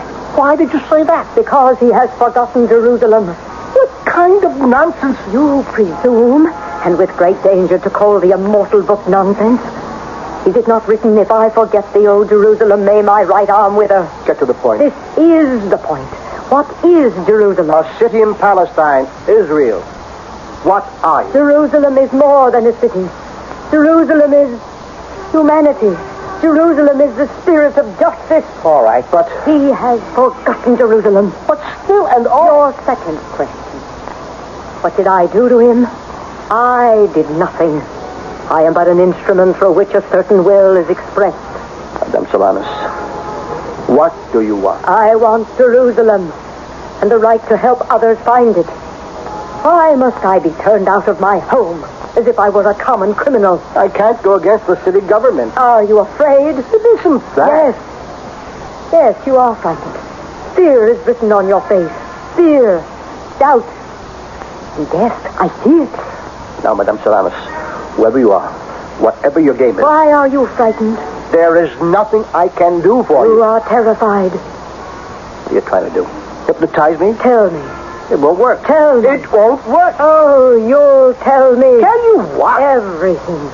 Everything that is tearing at your heart. Everything that is destroying your soul. I cannot prevent the city from putting you out on the street. We are above the city, you and I. We are two people who have a rendezvous in Jerusalem. You will tell me what is the sickness that is killing you slowly each day. No. No, do not turn away your face. Tell me. Look, why don't I give you some money? Money. So you can relocate yourself in another and even better place. Tell me. What is the serpent that gnaws at your vitals? We shall slay him together. Let me help you. Let me help you.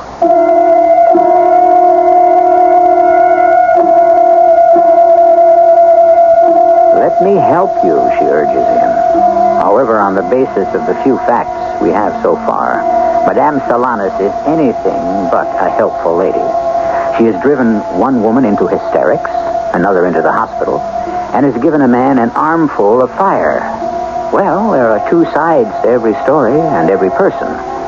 For another aspect of Madame Solanas, I shall reconvene this group in just a few moments with Act 3.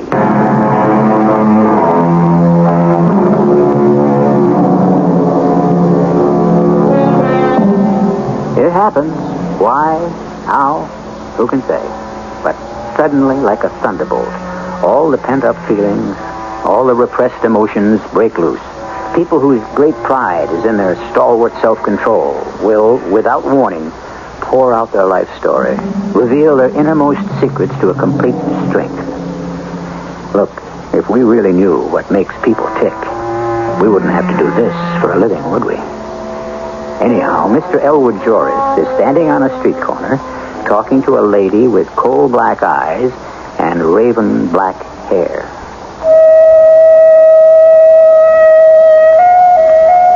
Am I losing control? Am I being hypnotized? Nonsense. I have too much willpower.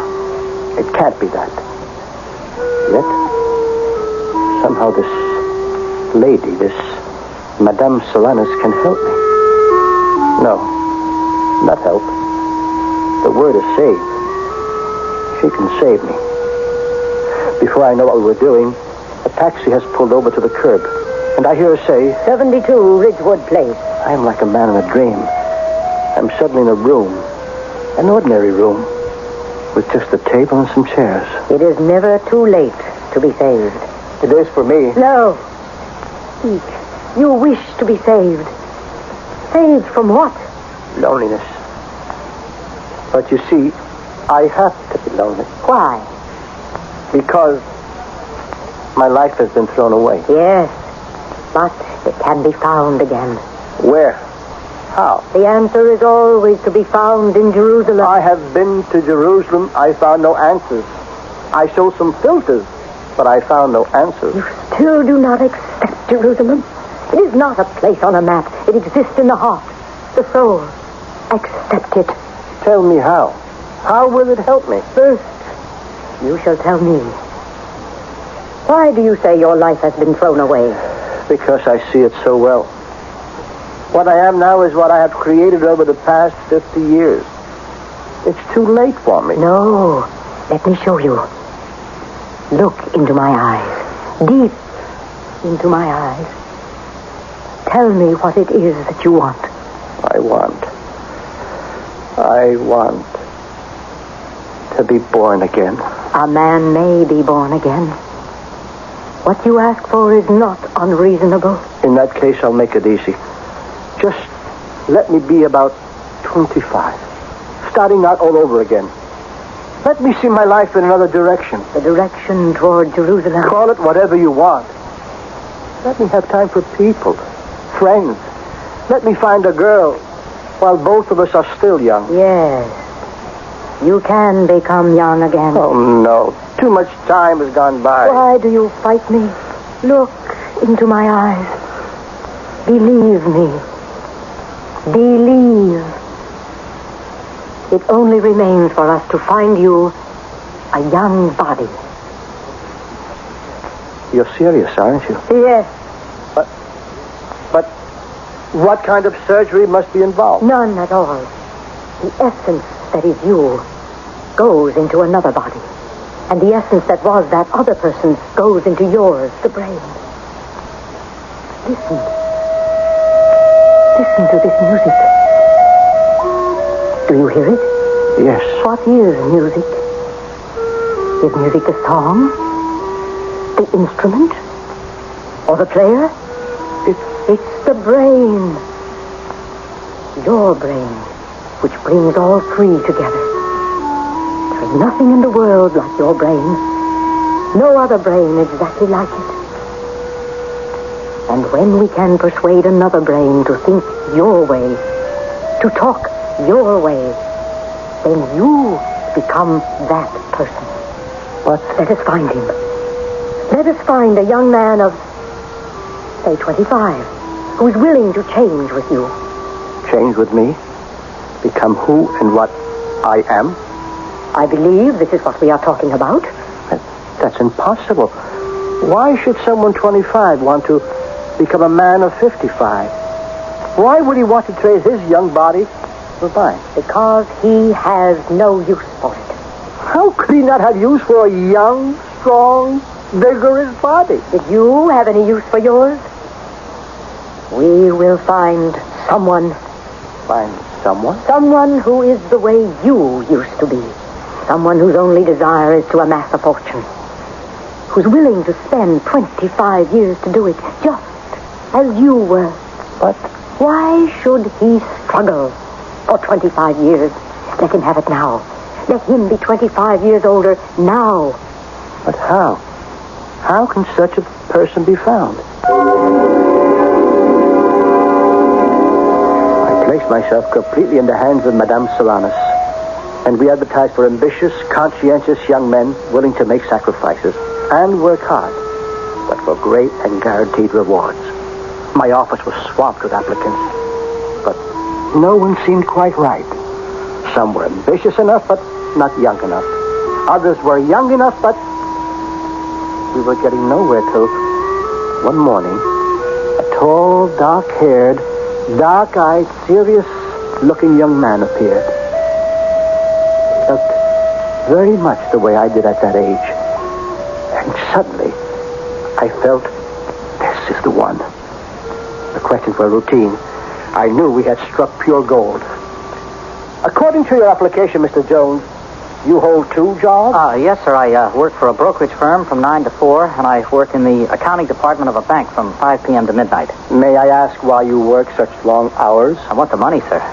Man is nothing in this world without money. You're not married, I see. No, sir. Are you engaged? No. I really don't have time for frivolous activities. What do you do for recreation? Recreation? Do you ever relax? Oh, of course. I get to bed by 12:30, so I'm sure of 7 hours sleep. Have a sensible diet, keep myself in good shape because I need my strength for my work. And don't you have friends with whom you... Oh, I have no time for that. What do you see for yourself 25 years from now? I see myself as a man like you, sitting behind a desk like yours, worth millions. The distance between you and me right now is some 5 feet of space. Do you know how much effort, how many long, hard years must be devoted to traveling that distance? Yes, sir. Suppose, by miracle, those 25 years of struggle will pass before you knew it. Suppose you were to wake up suddenly and be rich and powerful. Would you want to be 57 years old right now?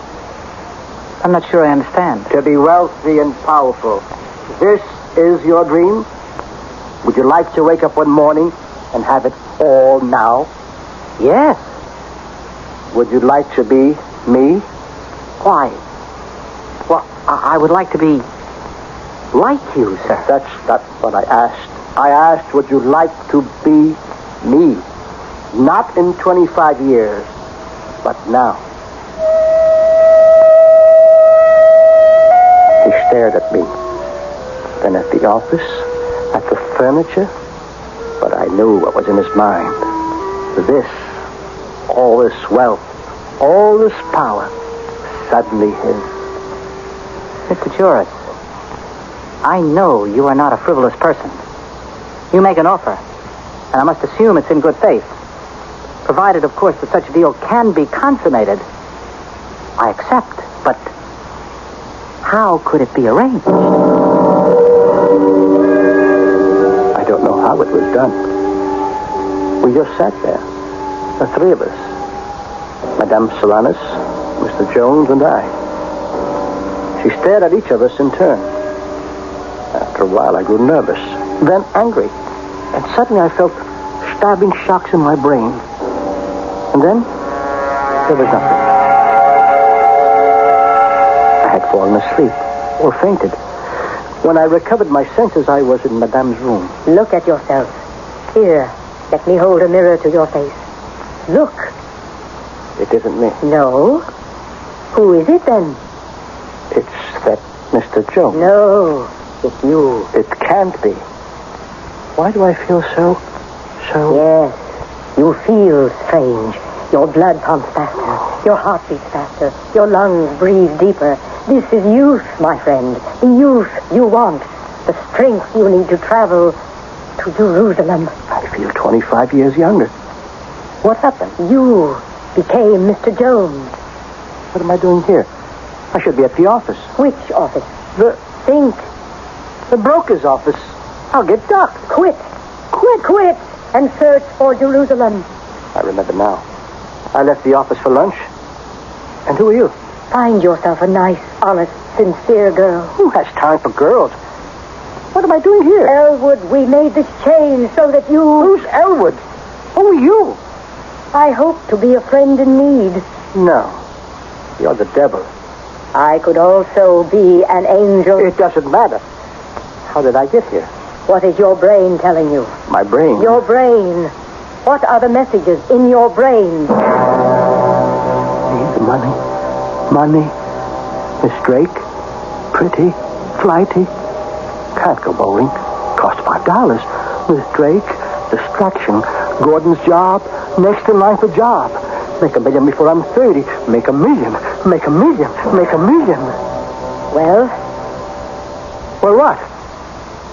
I thought you were going to change me. I did change you. But those voices in my head, those are the same voices I always heard. All you did was put me back 25 years. Oh, really? I'm still the same person I was. I'm headed in the same direction. I'll go through the same frantic, miserable struggle. For what? To end up just where I was? You can change direction. Head for Jerusalem. Don't give me that nonsense. I'm a practical man of business. I'm wasting my time here. Elwood, Jerusalem. Go toward Jerusalem. I can't change. The voices in my head. I still hear the same voices. The same voices. The voices in the brain. Our own very private voices. Are they never to be denied? Can we change? And if we could, truthfully, wouldn't we do it the same way all over again? After all, we do agree that history repeats itself. I shall be back shortly.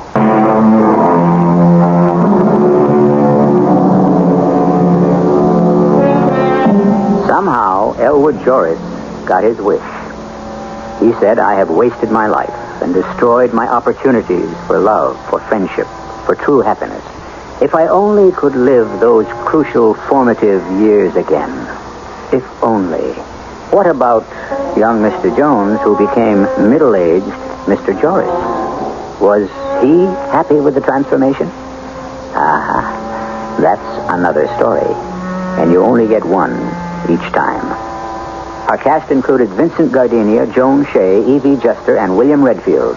The entire production was under the direction of Hyman Brown. A preview of our next tale. Didn't you say the banquet started at 7:30? Yeah, I thought I'd drive over and pick Emery up. I don't really trust him to attend a banquet, even in his honor, unless somebody sees to it personally that he gets there. Not a bad idea. Oliver, do you know a Nicky Bell? Nicky Bell? No, never heard of him. It's not a him, it's a her. Daisy says there's something going on between her and Emery. Emery Peterson? You've got to be kidding. Emery Peterson's the straightest husband I ever knew. Well, present company accepted. Well, it's not that kind of a thing. At least Daisy says it isn't. She's not sure Emery isn't being blackmailed. Well, that's almost as silly as the other. Emery never did anything he could be blackmailed for. I'd stake my life on that. Well, something strange is going on. This is E.G. Marshall inviting you to return to our Mystery Theater for another adventure in the macabre. Until next time, pleasant dreams.